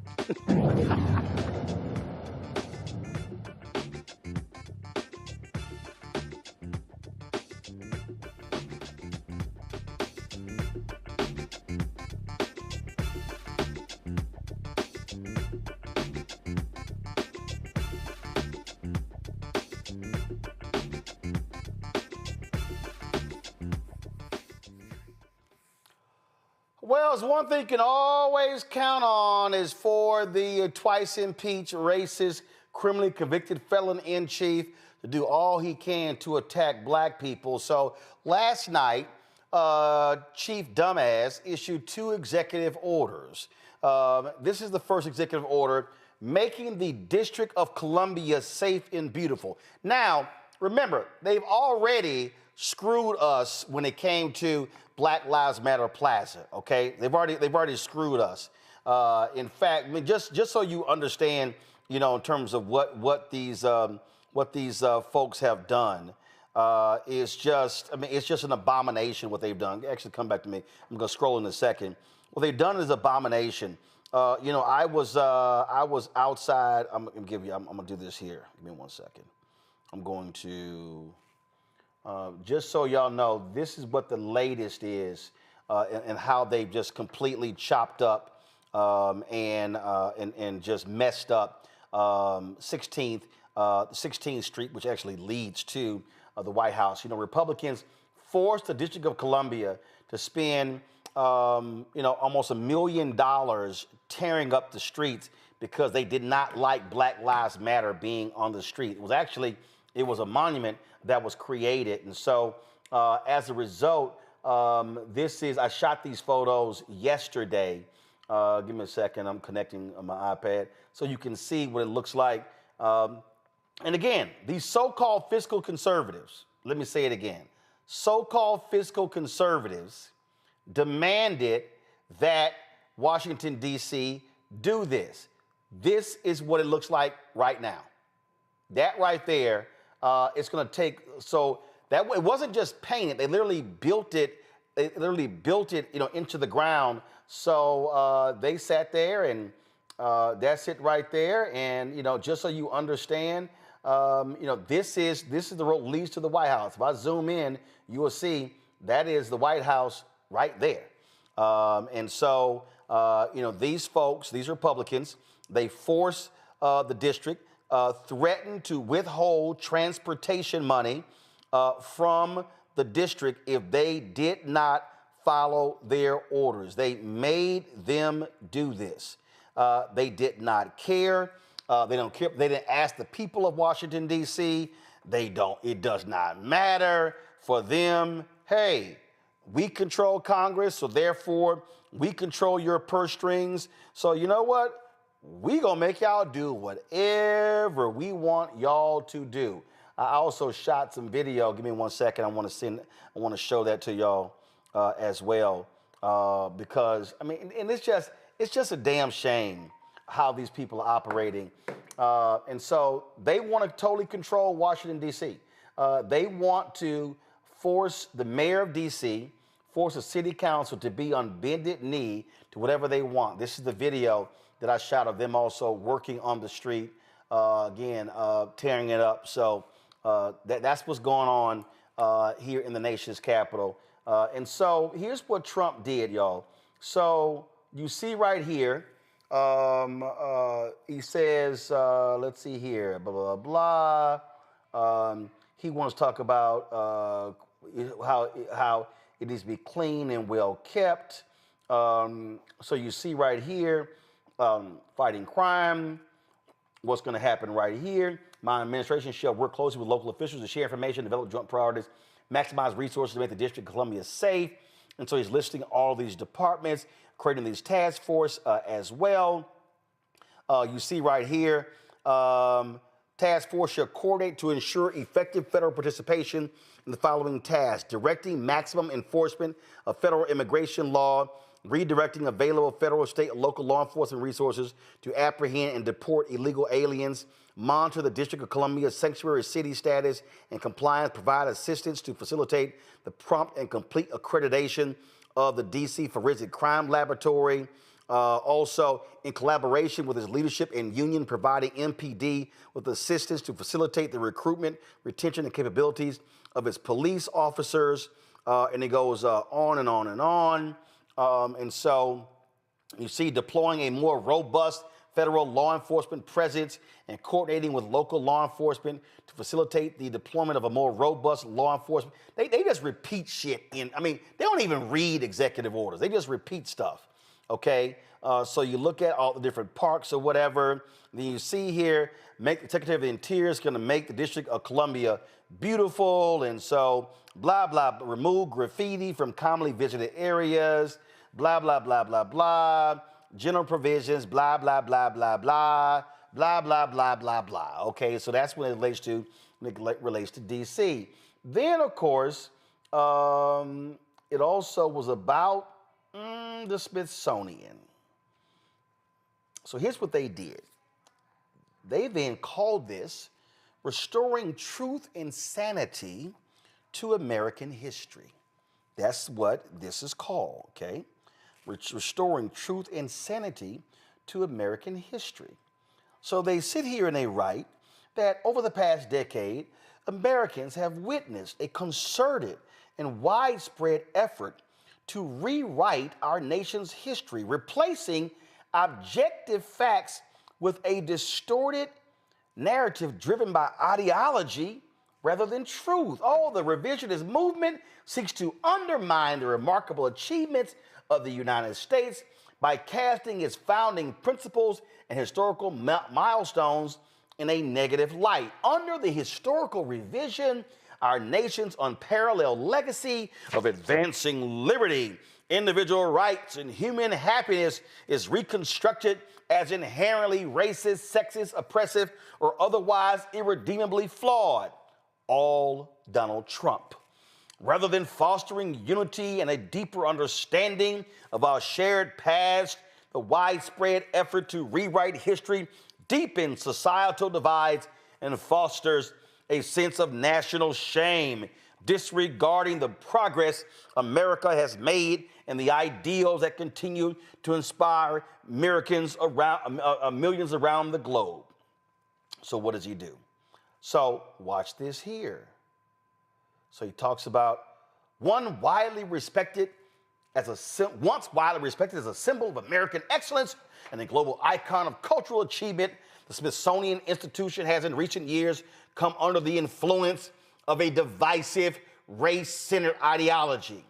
This shift has promoted narratives that portray American and Western values, white, as inherently harmful and oppressive. For example, the Smithsonian American Art Museum today features The Shape of Power, Stories of Race and American Sculpture, an exhibit representing that, quote, societies, including the United States, have used race to establish and maintain systems of power, privilege, and disenfranchisement. Not a lie told, not one. The exhibit further claims that sculpture has become a powerful tool in promoting scientific racism and promotes the view that race is not a biological reality, but a social construct, stating race is a human invention. But it is. And then here we go. The National Museum of African American History and Culture has proclaimed that, quote, hard work, individualism, and the nuclear family are aspects of white culture. So here we go with this nonsense. So what do? Say the Smithsonian, so he's going to put Vice President J.D. Vance over this whole deal. They want to change the structure of the Board of Regents. You see right here, it goes on and on and on, on and on and on. Restoring Independence Hall, blah, blah, blah, blah, blah. Oh, and here we go. Section 4, Restoring Truth in American History. The Secretary of the Interior shall, quote, determine whether since January 1st, 2020, public monuments, memorials, statues, markers, or similar properties within the Department of Interior's jurisdiction have been removed or changed to perpetuate a false reconstruction of American history, inappropriately minimize the value of certain historical events or figures, or include any other improper partisan ideology. And here's where it comes. Let's bring back the white power symbols. He wants him to take action to reinstate the pre-existing monuments, memorials, statues, markers, or similar properties as appropriate and consistent with blah, blah, blah, blah, blah. Y'all, all this is about is how do we bring back whiteness? How do we bring back white culture, white dominance? That's all this is, Michael. It's abundantly clear. Absolutely. And this is something we were warning people about before the election. But this goes back. So first of all, I read the fact sheet on this executive order that Donald Trump did on Thursday. This goes back to his first term in office when Donald Trump attacked the 1619 Project and said basically it was anti-American, said he didn't know anything about the year 1619. He said he knew about 1776. He created the 1776 Project, which created a ahistorical version of history. He also attacked critical race theory. And he was attacking critical race theory. He did an executive order in September 2020 that banned the use of critical race theory in training for federal employees. This was 6 months before Christopher Rufo started publicly his tweets, really attacking critical race theory. So, and then you see him talking about in the past 5 years, renaming monuments, things of that nature. He's talking about the racial reckoning that took place after the killing of George Floyd in this country, that spread all across the country. And we've been talking about how there's going to be a white backlash to that whole Black Lives Matter movement. And this is what we're seeing right now. And he's talking about going after the funding, because part of this talks about prohibiting funding for exhibits or programs that degrade shared American values, divide Americans by race, or promote ideologies inconsistent with federal law. And he's talking about the Smithsonian Institute, their exhibits, et cetera, the African American Museum. So this is a direct attack, a continued attack on African American history, but also going after the funding that funds these exhibits also. So this is This is on top of removing Executive Order 11246, which was affirmative action. This is on top of revoking Executive Order 13985 from the Biden administration, which dealt with equity when it came to the different federal agencies, things of this nature. So this is devastating, but we're going to have to fight this as well. Derek, let's go back to June 11th, 2020. And if you go to my iPad, this is from NPR. Congress heads towards clash with Trump over removal of Confederate symbols. And so, here we go right here. Okay, the Republican-led Senate Armed Services Committee, let me get rid of this, adopted an amendment that will create a commission charged with renaming Army installations that bear Confederate names and removing their Confederate symbols. Okay? Now remember, the House had already voted to purge the Capitol of Confederate statues. And so, here we go, we got more. And so the reality is, the Republicans did not want to do it. Okay? You see right here, Senate Majority Leader Mitch McConnell noted that the statues in the Capitol come from the 50 states. He argued they should decide which ones they send to Washington. Every state is allowed 2 statues. They can trade them out at any time. I think that's the appropriate way to deal with the statue issue. The states make that decision. Well, we already know racist states like Mississippi love their Confederate symbols. Okay, so look at this here. House Minority Leader Kevin McCarthy said on Thursday he isn't opposed to renaming military installations. Other Republicans said they too were open to moving ahead with the process at the federal level to remove the old Confederate names. Guess what? Trump was not happy. You see right here, the White House dug in this week on standing by the current names of a number of Army bases named for Confederate commanders, including Robert E. Lee, who commanded the Confederate Army, Braxton Bragg, and others. Trump wrote on Twitter on Wednesday that he considered the door closed to renaming military installations after Defense Secretary Mark Esper had appeared to open it, and Press Secretary Kayleigh McEnany reiterated that the administration believes the name should stay. Now, just in case I need to remind y'all of what this was like, listen to the racist language that was used, because I just want y'all to understand. And oh, by the way, she's now an anchor at Fox News. Listen.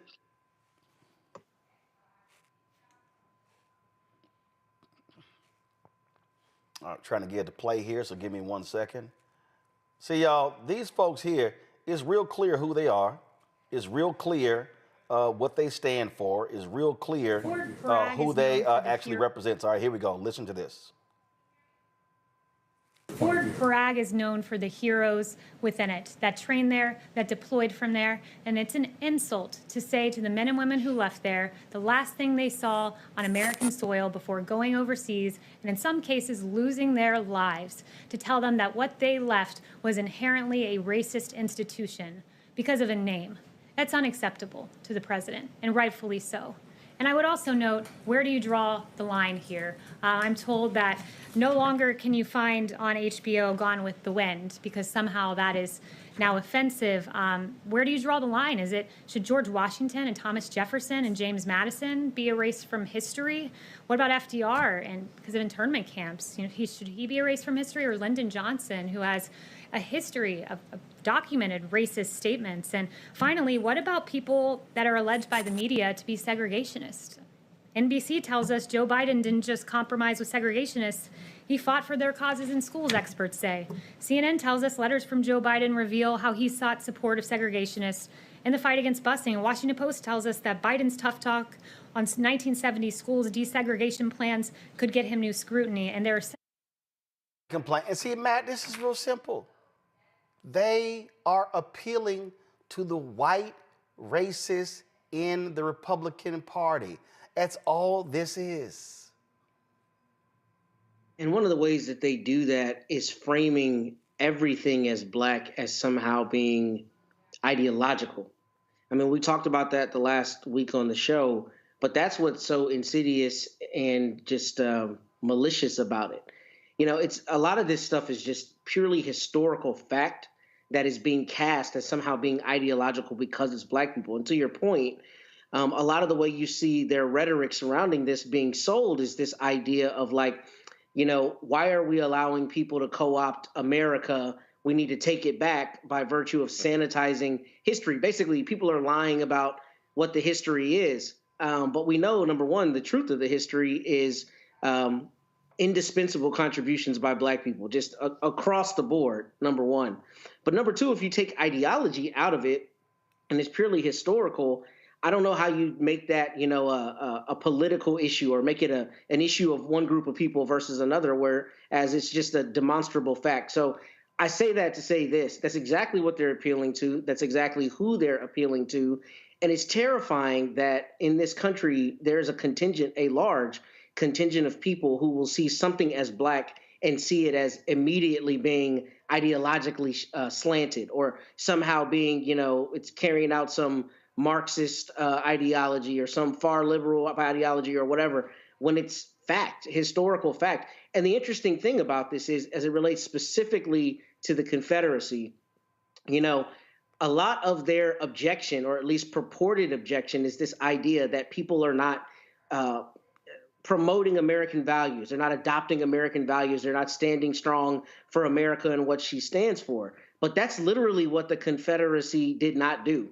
It literally seceded from the United States of America and fought a war to have its own supremacy. I mean, that is like per se treason. And it's crazy to me that in the same breath, people who are in support of renaming these military bases and putting back up these monuments to Confederate people can not understand the intellectual cognitive dissonance that lies in that kind of statement, and the idea that you've got to be more American by standing up for American values and promoting American values, but I should have the right to promote the best example of a contingent of people who did not promote American values.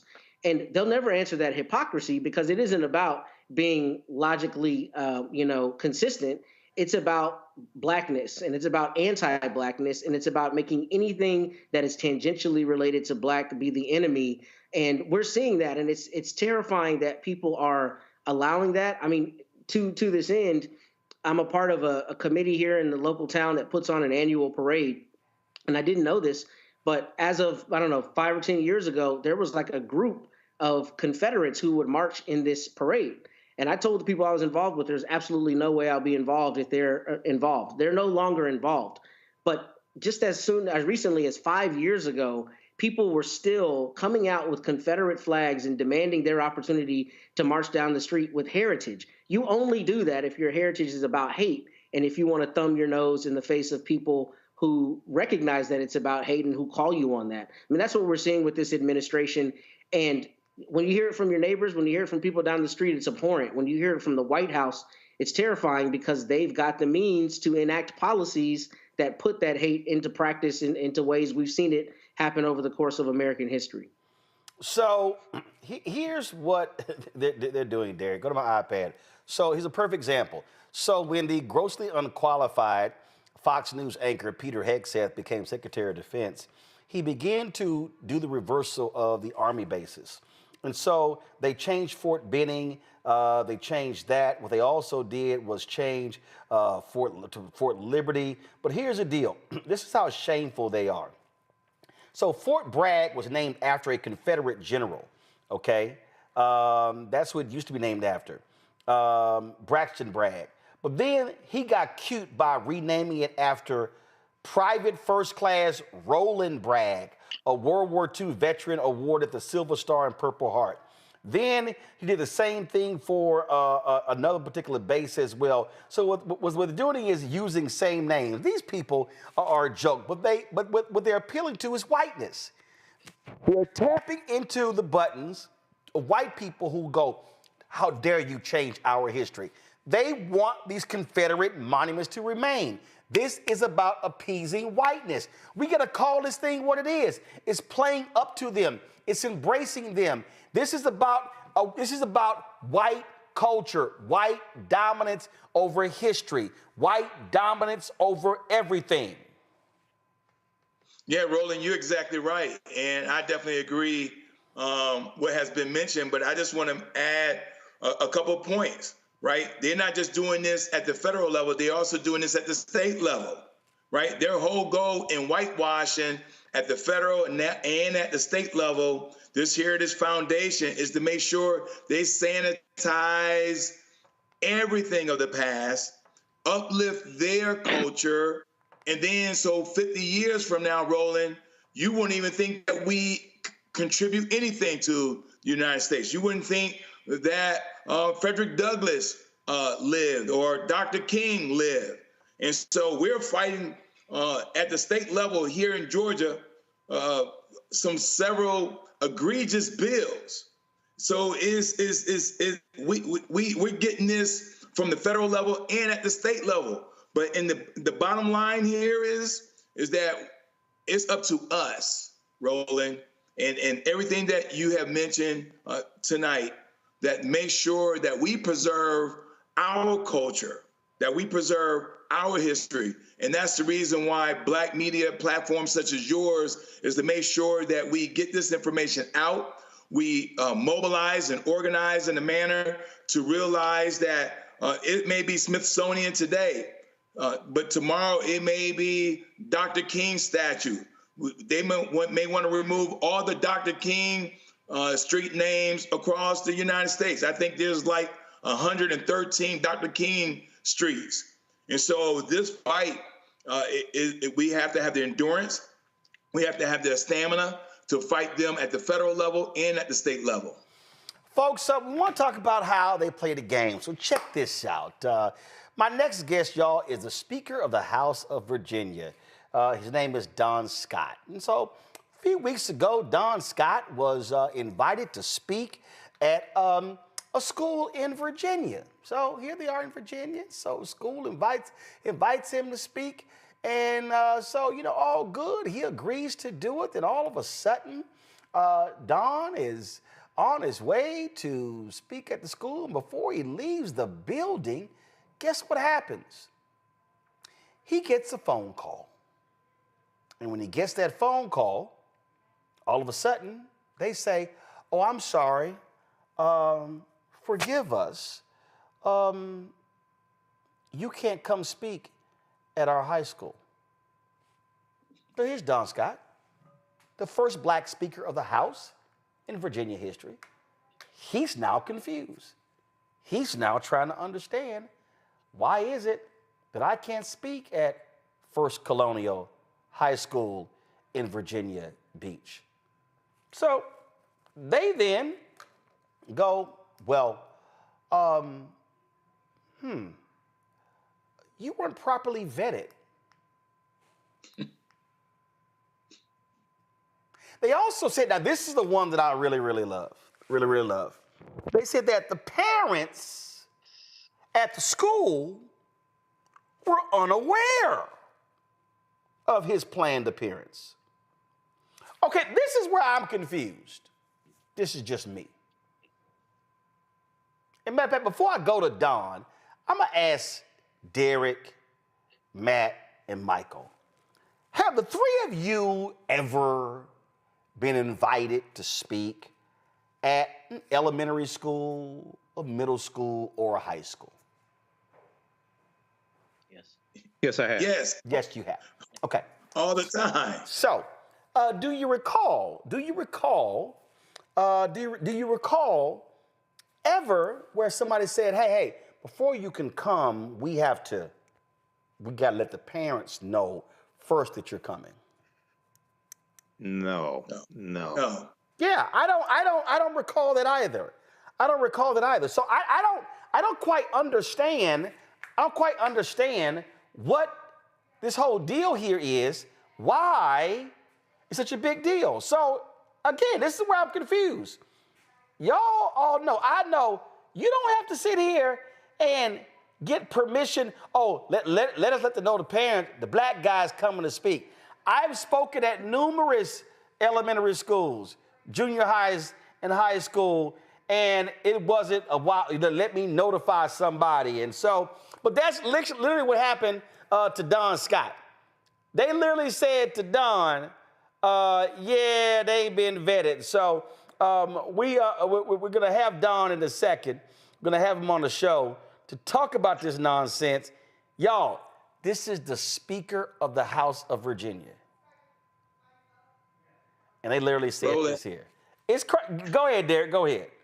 Yeah, no, it's appalling and it's incredulous at the same time. I mean, the 9 years I have been elected thus far and the number of schools from elementary to middle to high school, speaking not just at certain, events like Memorial Day or Veterans Day, but even at prep rallies, and no educator, no principal, no administrator told me that they had to get the clearance from parents before I had the opportunity to speak before their children.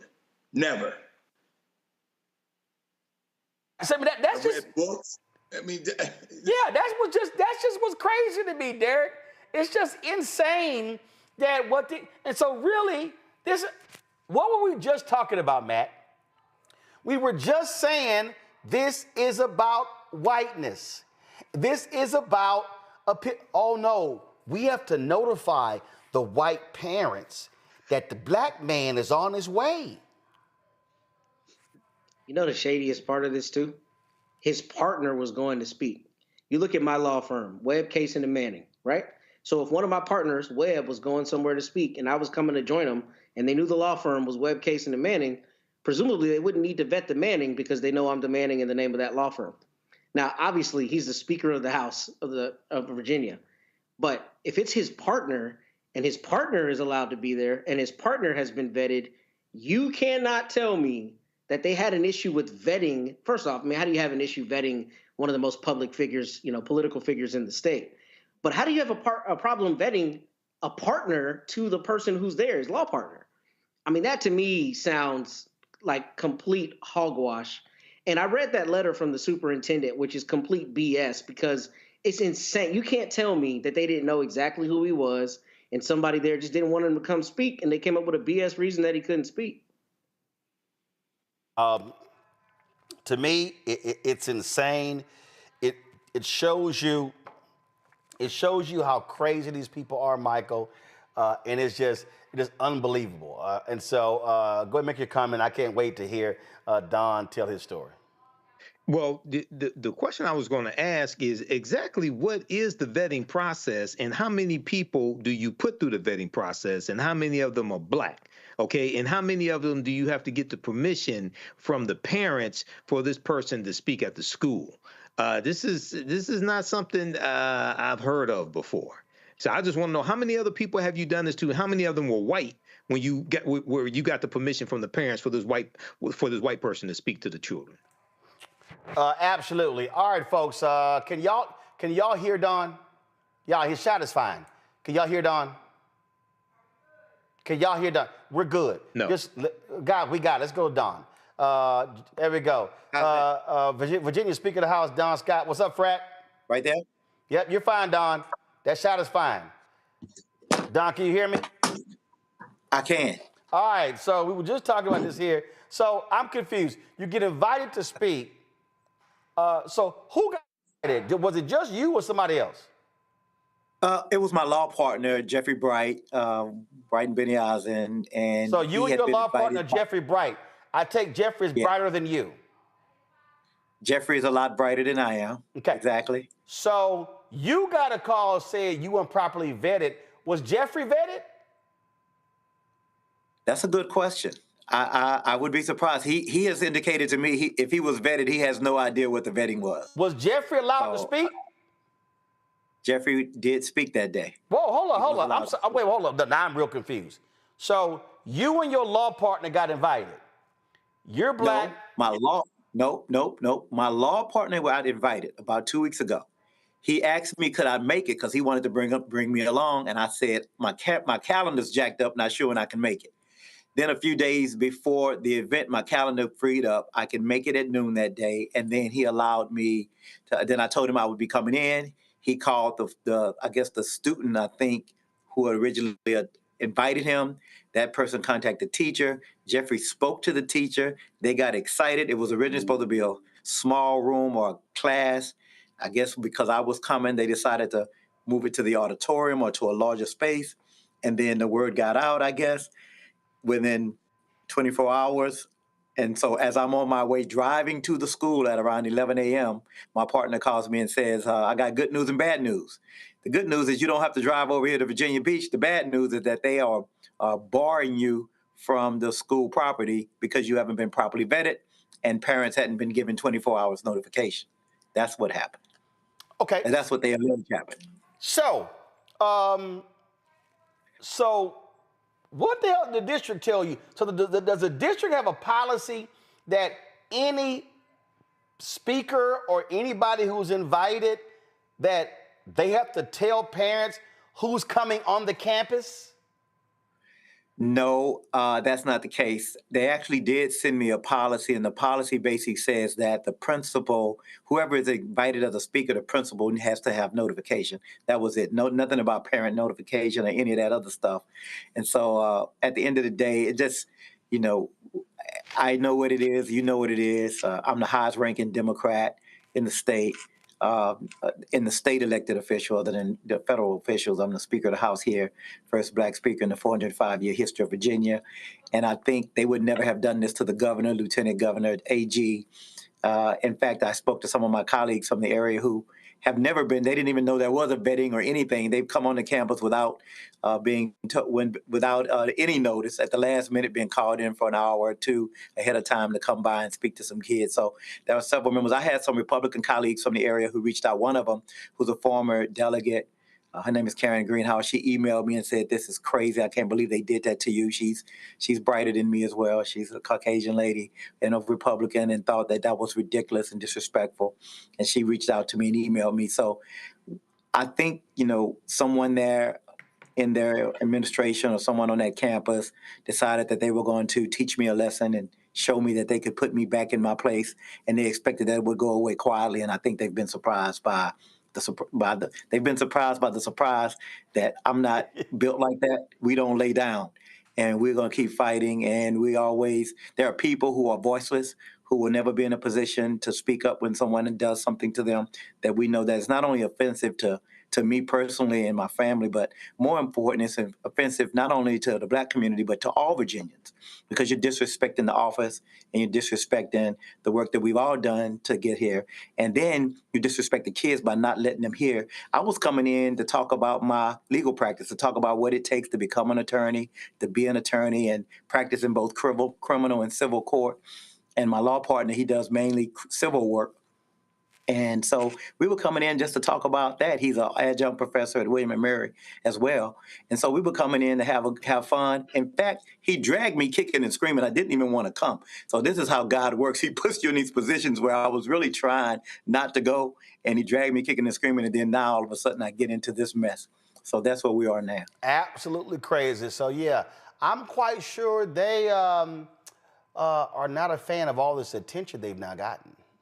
No, they are not. And I've heard from the superintendent of schools, and he's apologized, sent me an email apologizing, and called me and invited me to come and speak at some point in the future. I told him I definitely would come, because I don't believe in, last night I watched Selma and watched them go back and cross that bridge. So I think, we don't run from these opportunities to be in front of those people who may not like us. And so I definitely, but not only it's not about the adults. It's also about making sure that these children know that people can't bully them and run them off, and they'll get to see somebody who they may not see often, and that the adults probably don't want there. I think you got to be like D Nice in Club Quarantine. You got to bring some special guests. Sound like Roland Martin might be coming to Virginia Beach, baby. I'm just saying. I think you got to roll in with some special guests. Well, one of the things that's amazing to me is what's happening. So many folks in my community have reached out. So many people across Hampton Roads have reached out, across the state, across the country, in fact. And there have been people who are grateful that I did not allow this just to go by unanswered. And there have been teachers from Virginia Beach Public Schools that have reached out to me, both Black and white, that have said that this was wrong, and that they hope Virginia Beach will get its act together, because someone over there at the school, I think it's at the school level, because the superintendent had no idea. I think it's somebody in the school, the principal on down, someone like that. They probably need some corrective action to be taken, and some folks need to get some counseling and training. This is not DEI. I'm the Speaker of the House of the Commonwealth of Virginia. I think I've been vetted appropriately. All right, well, Fred, let us know what happens, I'll see if my schedule is busy that day. All right, take care, my brother. I love it. I know I love the shirt. I got that one at home in the collection. Appreciate it. I had to go. Well, hold up. I should have did the interview like this here. Oh, heck, you done went all the way back home, baby. All right. All right, giggle. See, I should have went H-Town. We just finished the livestock and rodeo show. Of course, the largest rodeo in the world in Houston. All right. I appreciate it, Fred. Thanks a lot. All right. Take care, my brother. All right, y'all. I got to tell y'all this here before we go to our final story. First of all, I need y'all to roll Where's Our Money? Go ahead and roll Where's Our Money. I'm about to give y'all some game to understand how black media gets screwed. Roll that.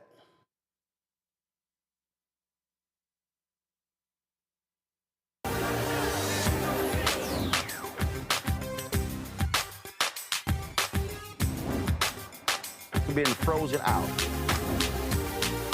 Facing an extinction level event. We don't fight this fight right now, you're not going to have black-owned media.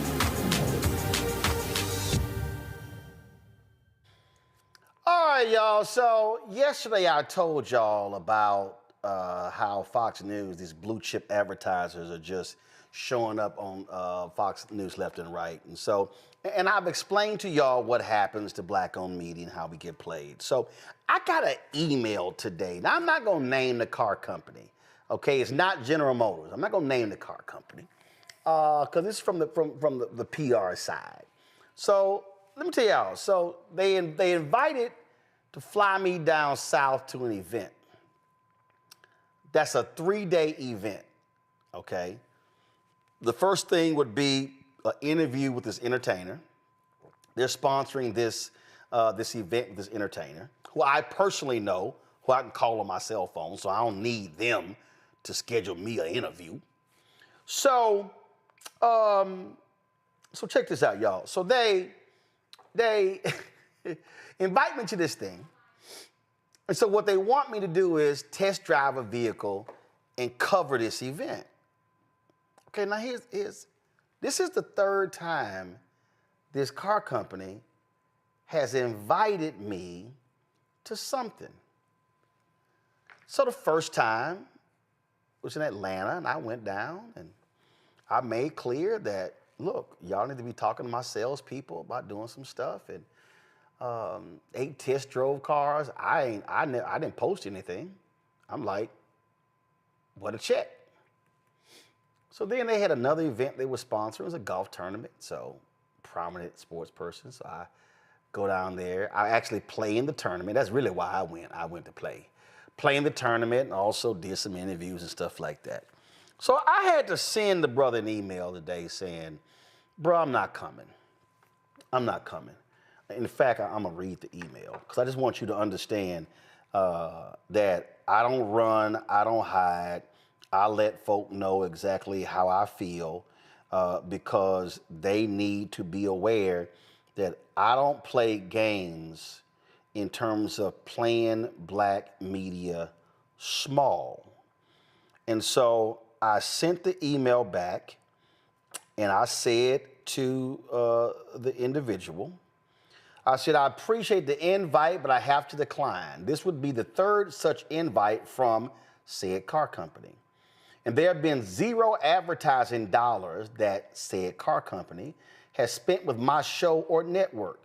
The problem is I'm the one providing value and access to my audience, 1.77 million YouTube subscribers and 30 million views a month, plus 5 million total social media followers. And all I'm getting is a trip to said city. Me spending 3 days there is a very long commitment. My time is just as valuable. Now, I understand that your job is to drive earned media and PR, but mine is to also stay in business. The position that I have taken with other brands, especially the streaming services, is that if my audience is valuable enough to present a product, then it's also valuable enough to advertise to.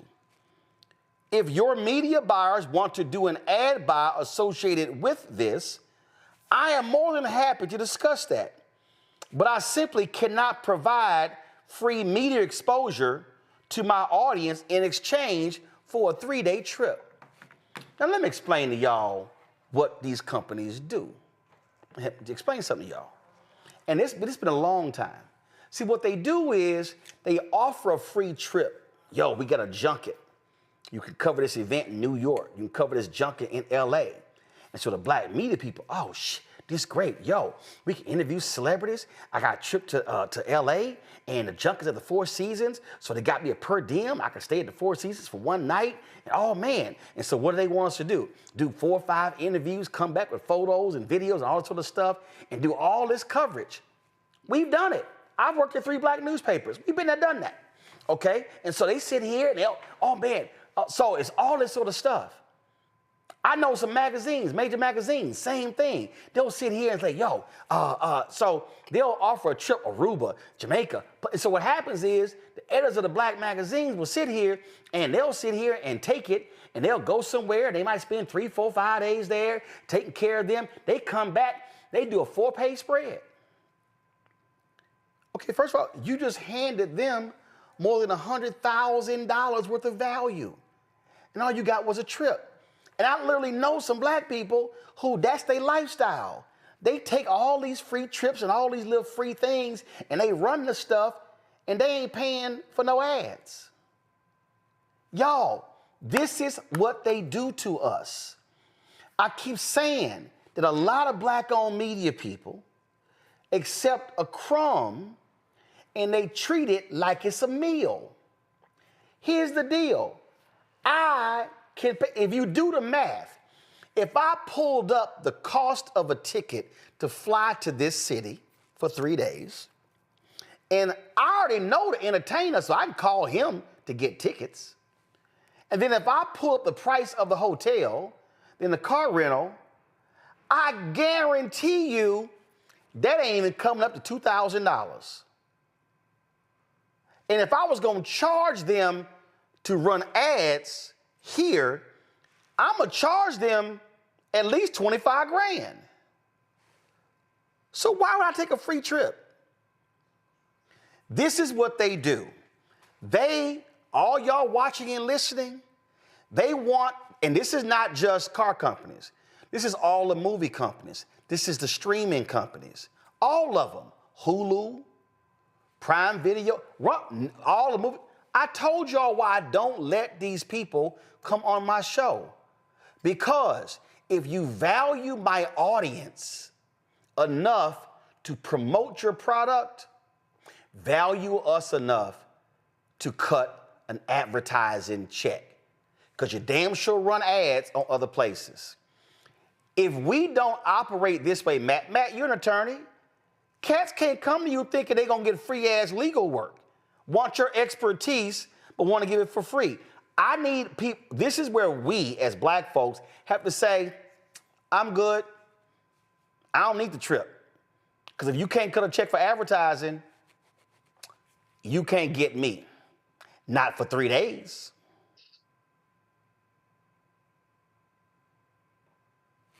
Matt, your thoughts? I think you're exactly right. I routinely tell people don't go to H-E-B and think Charles Butt finna give you them groceries for free. So this legal work is not free. And I think they do need to cut a check to you because look, you're an established brand. You're the voice of Black America. I mean, the idea that you get some benefit out of helping them by going on a 3-day trip is an absurd idea. And I think, look, you know, people of all colors are going to try to get something free, cut a corner. But in order for us to really have the best channels for dissemination of information, we have to invest into those channels. So, you know, anybody trying to get your hard work without investing in you doesn't deserve it. The thing here, Michael, this is very simple.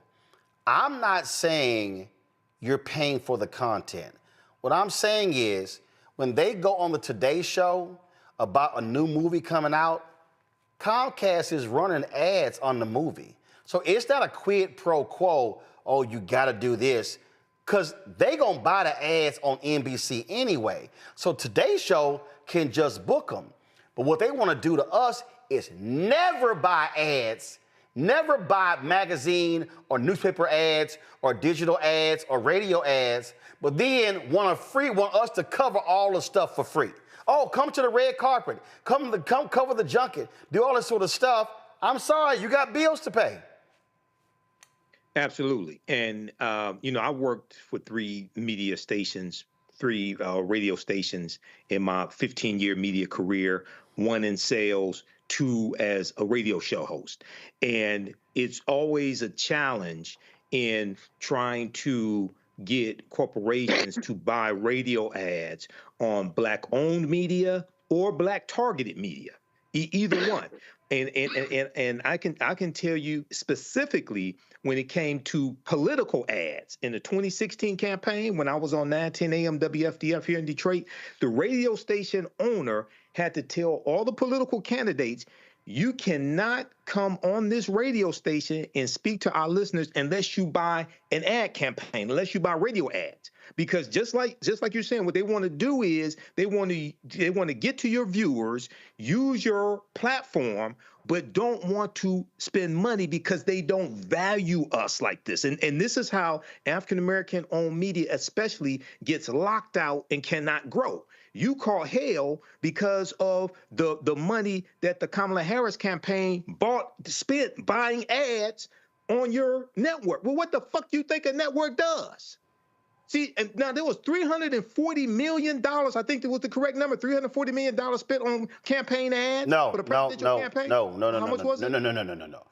Her campaign spent $600 million. The total expenditure in political campaign money last year was almost $10 billion. Okay, right. Okay, so people get mad because you got, I think it was $350 million. $350 million for advertising. I said no. Sorry, 350,000. 350,000 we got. They spent $600 million. Exactly. Now, they spend with white-owned media. Nobody has a goddamn problem. Nobody has a problem with that. But they spend money with Black-owned media. Now, all of a sudden, there's a problem and somebody's stealing money, somebody doesn't deserve it, things like this. That's a self-hatred right there. Yeah, but that's also called you don't own shit and you broke. Derek, I'm gonna go Derek real quick. It's real simple. Black business, it's the same thing, and I'm real clear. I tell Black people, stop walking to a Black business saying how much this costs. You don't say that shit at Walmart. You don't say that at Target. If the shit say $12.99, it's $12.99. That's what it costs. We cannot always be operating with the hookup. But we also, and this is the deal, when we stop having a hookup mentality, oh, they gonna hook me up with a free trip, you don't even realize they getting you cheap. You are a cheap date. You a cheap date. They can just give you a trip, 2 nights in a hotel, and you good. Nah, Roll a lot more expensive. Y'all got to buy some ads. Derek, go ahead. Yeah, no, I appreciate the fact, Roland, that you did not let them marginalize your value. Because I guarantee you, and without even knowing this automobile company, that they did not blink if the Super Bowl said you have to spend $8 million for a 30-second ad. I bet you they didn't blink to say $8 million for a 30-second ad was too much. And so I appreciate the fact that you did not let them marginalize your value, because Black media plays a crucial and critical role in our community. That's the only way our voice can be heard. That's the only way we can control the narrative. Yep. And we know this to be true because we watched it during Black BET. And so we need to make sure that we keep Black media around. Yep, simple as that. So can't play us small, and so bottom line, I'd rather not waste my time with you.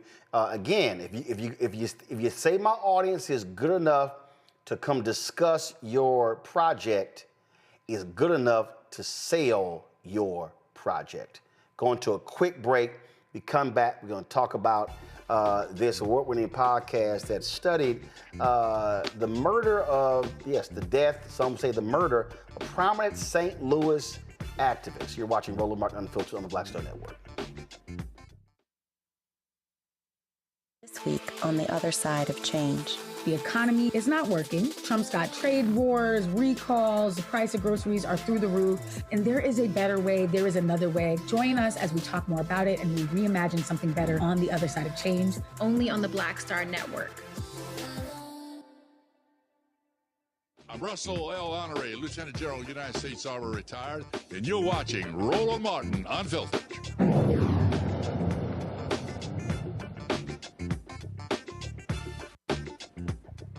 7 years ago, 24-year-old activist Danya Jones was found dead hanging from a tree. This took place. Authorities initially ruled it a suicide. However, his mother, Melissa McKinney, an activist in Ferguson, Missouri, maintained her son was actually the victim of a lynching. Tragically, she was correct. Her son was indeed murdered. The first season of the Investigative podcast series After the Uprising documents the ever-shocking twist and turn in the Jones case. Check out this trailer. See, everybody else wants to make it seem like it's one thing. My main thing is who the hell killed my son?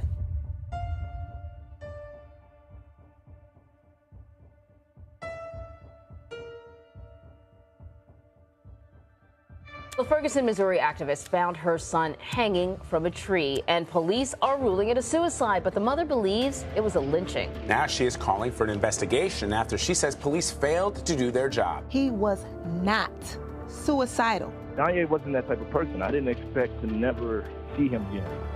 When we have suicide, there is a certain amount of investigation, but it is not much more than this. It looks as though the possibility that Danya was murdered was never taken seriously by St. Louis County officials. I don't care if it was the police. I don't care if it was President Obama. I don't care. I need to find out who killed my son. All right, folks. In season 2, Ray Nowosilski and Maria Chappelle Nadal from the NAACP Image Award nominated True Crime Podcast may have solved 2016 murder of rapper and Ferguson activist Darren Seals. They both join us. So explain to us exactly what have y'all discovered? Walk us through it. Boy, that's a big one. With season 1, first of all, thank you for all the coverage you gave, both to Darren Seals' murder in 2016 and then the Danya Jones case in 2018. You did more than anybody else in video journalism. But we picked up that ball and we ran with it. We worked with the family of Danya Jones. Melissa McKinney is an activist for over 2 years to look at the death of Danya. And one thing we discovered was that she had always felt there was a rush to judgment, that there was a possibly racist or corrupt police detective who had decided right off the bat that it was suicide and not anything else. And as we looked at that, we discovered that before he was a detective, Timothy Anderer, the lead on that case, had in fact been involved in an incident of kicking and macing and then bragging about it on body cam of a black protester who was later elected to the House of Representatives in Missouri. And we also found out that he had learned that there were 2 additional males' DNA on the bed sheet used in Danya's hanging that weren't Danya's. And rather than test that sheet, he chose not to. And when we were following the mother as she was trying to get that sheet back after it had been made clear that she wanted that for her own testing, that sheet was destroyed, which of course re-traumatized the mother. Then in looking at Darren Seals' case, we're the only ones at this point to have gotten a hold of the police report. And we found that the local police, St. Louis County Police, had found someone that they believe should be prosecuted for the shooting and a number of other people involved. And the prosecutor of St. Louis County chose not to prosecute. And therefore, we can't legally say that we solved the murder, but we believe anyone who listens to After the Uprising Season 2 will feel as we do that they know who did do the murder of Darren Seals in 2016. Maria, you're a former state senator there, elected official, and look, this was when he was killed. This shocked a lot of different people. This also came out later. The St. Louis Riverfront Times posted this here. Go to my iPad, Anthony. That the FBI had been surveilling Darren Seals, and wasn't there like multiple people who were found in burning cars? Yes, there were, Roland. There were several people who died who were activists, who were prominent activists. And we are looking at many of these cases.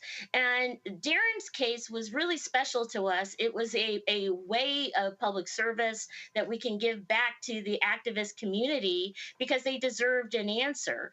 But there are others who were killed, and we look to investigate those murders as well. But I'm glad that we did solve the case. And what's important is the investigation was very thorough. And usually we have a huge suspicion of police officers not doing their job, covering up things. But in the 200-page police report, and after 2.5 years of investigating Darren Seals' murder, we believe that we found the culprits who were involved in his murder. There was a lot of back and forth between St. Louis law enforcement and activists in the wake of the death of Michael Brown, and folk not trusting one another, and just so many people, Ray, in that area just did not. They were just not down with law enforcement because they just could not believe the answers that kept coming back when these folks ended up dead. Yeah. Well, it's interesting, too. As I said, when we investigated the Danye Jones case, we found there was a there regarding the lead detective, just as the mother had suspected, Melissa McInnes. But with season 2, looking at Darren Seals, we found the issue was actually in the prosecutor's office and possibly with the FBI, because the local police, as we can see from the report, did make a prosecutorial recommendation in 2018 regarding the person they believe shot Darren Seals, who went by the name Kilo, Anthony Irvin Jr. And a team of police and FBI went to his home and arrested him. They held him in jail for 3 days, and the prosecutor's office let him out and chose not to prosecute him or any of the other people involved in the destruction of the body, the other person, allegedly LP, who was in the car at the time of his shooting, and the person that many led us to believe may have ordered it, which was the co-manager of the hip-hop group Bottom Boys, who managed it with Darren Seals, someone named Jaybird. And what I think is most interesting here is the FBI was surveilling Darren Seals for the 6 months before he was murdered, through the time of his murder. And we talked with multiple people in his life, including his mother, who recount that there appeared to have been an effort to fairly openly either recruit Darren Seals as a federal asset or give the appearance that he had been recruited as a federal asset. And that's what we were told was the reason why his murder was ordered, because it was believed that he was cooperating. And there's an open question: how did this person, Jaybird, if he was the one who did it, come to the belief that Darren was cooperating with the feds? Questions from the panel. Derek, you first. Yeah, I appreciate the work that you all are doing. It's gut wrenching because we hear these scenarios over and over again. You know, rush to judgment, tampering with evidence, and how that erodes public trust. And so my question, given that we have a administration with a Department of Justice that just do not follow up on these civil rights cases anymore. In fact, Derek just froze, so we'll try to get him back. Go right ahead, Michael, what's your question? Okay, so you answered one question I had. What was the motive? Believe motive behind the killing. And then secondly, I may have missed it, but how do you bring the alleged killer to justice? What's the process for that? Here's the irony of it all. We actually looked into the murderer and found out that a year and a half after being arrested, he too was murdered. And the murderers in his case were let go.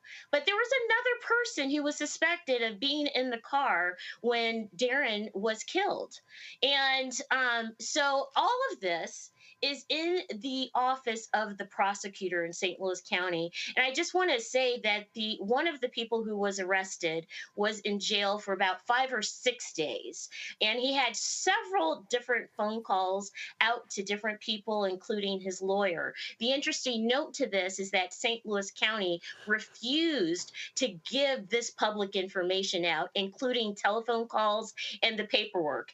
What people must know is that there was no paperwork available to anyone or documented with between the arrest of Kilo, who is charged in this case, and when Kilo was let out of jail. There's absolutely no paperwork that we were able to get, and that is one of the reasons why we went to the state to file a complaint with the Attorney General, and it's one of the reasons why we are still keeping St. Louis County accountable, because we want to make sure that there's justice. There was not just one person in the car when Darren was killed. There were 2 people in the car, and the second person is still walking free on the streets right now. Wow.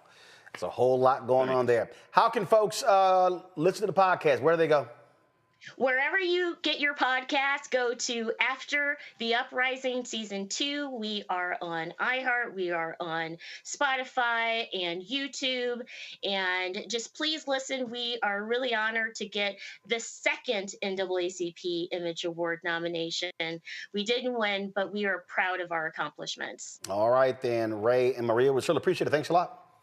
Thank you. All right, folks, that is it for us. Let me thank Matt, let me thank Derek, let me thank Michael for being on today's panel. Really appreciate it. Thank you so very much. Folks, tomorrow, Friendship Public Charter School Teacher of the Year Gala. I will be emceeing again this year. We'll be live streaming it right here on the Black Star Network, so I'm looking forward to that. I think, again, this is like the 8th, 9th, maybe even the 10th year in a row I've done this. If you remove the COVID years. So, but looking forward to that. And so, always out here doing the work, folks. If y'all want to support the work that we do, I'm telling y'all, ain't nobody doing what we're doing. It's something we do every single day, the stories that we cover, the guests that we have on.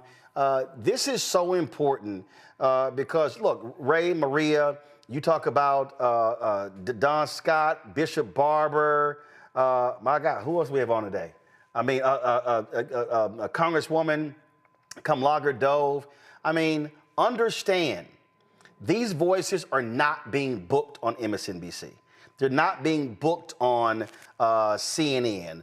They're not being booked on Fox. We damn sure they're not being booked on Fox News or ABC, NBC, CBS. It's not happening. This is a way for us to have this conversation every night. I appreciate, look, we got weekly shows, but here's the deal. There's so much news and information that impacts us that's happening on a daily basis that we can't wait for a weekly show. Think about it. We do 2 hours, we went long today, but we do 2 hours a night. That's 10 hours in a week. So what are we gonna have, a 10-hour weekly show?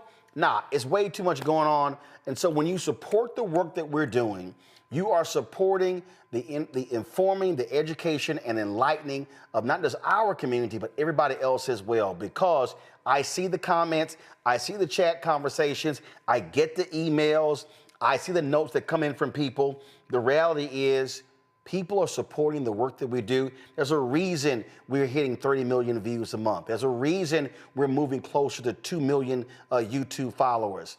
It's all organic. We're not spending money taking out ads and trying to boost and all that sort of stuff like that, because frankly, it just costs too much. And so we're just building this thing brick by brick by brick. So your support is absolutely crucial. If our fan base is able to get, I'm telling y'all, I was literally following up today. with a company, the black-owned company out of Los Angeles, Quantity, that's going to be rebuilding our website. I'm talking about hiring at 1 or 2 staff writers in the next 30 to 60 days. We're going to be kicking out content there as well. We're sitting here examining AI tools, how to take the content that we do on this show and then populate that into written form for our site, sending that stuff out as well. So all that stuff costs money. And so when you support us, this is what we are absolutely building. So y'all now understanding why I don't play myself cheap. Now y'all understand why, I'm sorry, politicians, you're not going to sit here and want to come on this show or want me to travel to cover something, but y'all don't want to advertise. But y'all will run ads like crazy on CNN and Fox and iHeartRadio and Cumulus Radio and Sinclair Television. Nah, it's not going to happen. And so we are trying to build a 21st century media company that's independent, that's black owned. And listen, y'all, I already told y'all, I'm not doing that gossip bullshit. I'm not. I don't give a shit about LeBron and Stephen A going back and forth. I ain't talking about it. I don't give a damn who the latest housewife is, who left, who joined. I don't give a damn about none of that stuff because we already have too much of that mess in the black community. We have got to have real news and information that's informing, educating, and enlightening our people. And that's what we're going to do every single night. And if that means that I could pick up another 5, 10, 15, 20 million views covering mess and gossip, guess what? I'll sacrifice that because I just don't give a damn and it's of no interest to me. So you want to support us via Cash App, use the Stripe QR code. You can also use this for credit card transactions. Click the Cash App button and continue to contribute. Check and money orders go to P.O. Box 57196, Washington, D.C. 20037-0196. PayPal, R. Martin Unfiltered. Venmo, RM Unfiltered. Zelle, Roland at RolandSMartin.com. Roland at RolandMartinUnfiltered.com.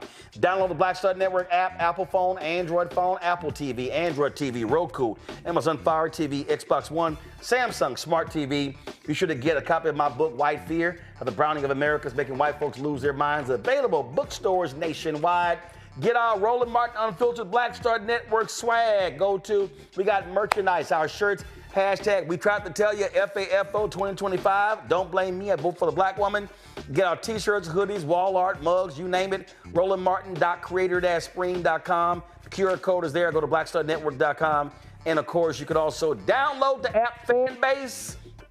Let's move that to another 1 million followers. And then if you want to invest in the crowdfund, they've raised $11 million, so they're getting closer to the 17 million goal. Go to startengine.com/fanbase. Y'all, that's it.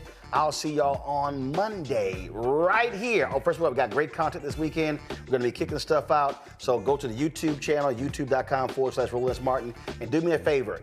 Push our YouTube links, y'all, on all your social media. Just go to the YouTube channel. Let people know if they missed a segment. All of that helps us. Y'all YouTube people, y'all should be hitting the like button as well. It impacts the algorithm because, y'all, this is about building. I'm telling y'all, we are building this. We are building this. We're building this. And I can't wait till we hit 2 million, 3 million, 4 million, 5 million followers because we ain't stopping. Unfiltered, unapologetic, and absolutely black. As we always do, we roll the names of the people who contributed to our show. More than 35,000 people have done so. Here are all their names. I'll see y'all on Monday. Holla!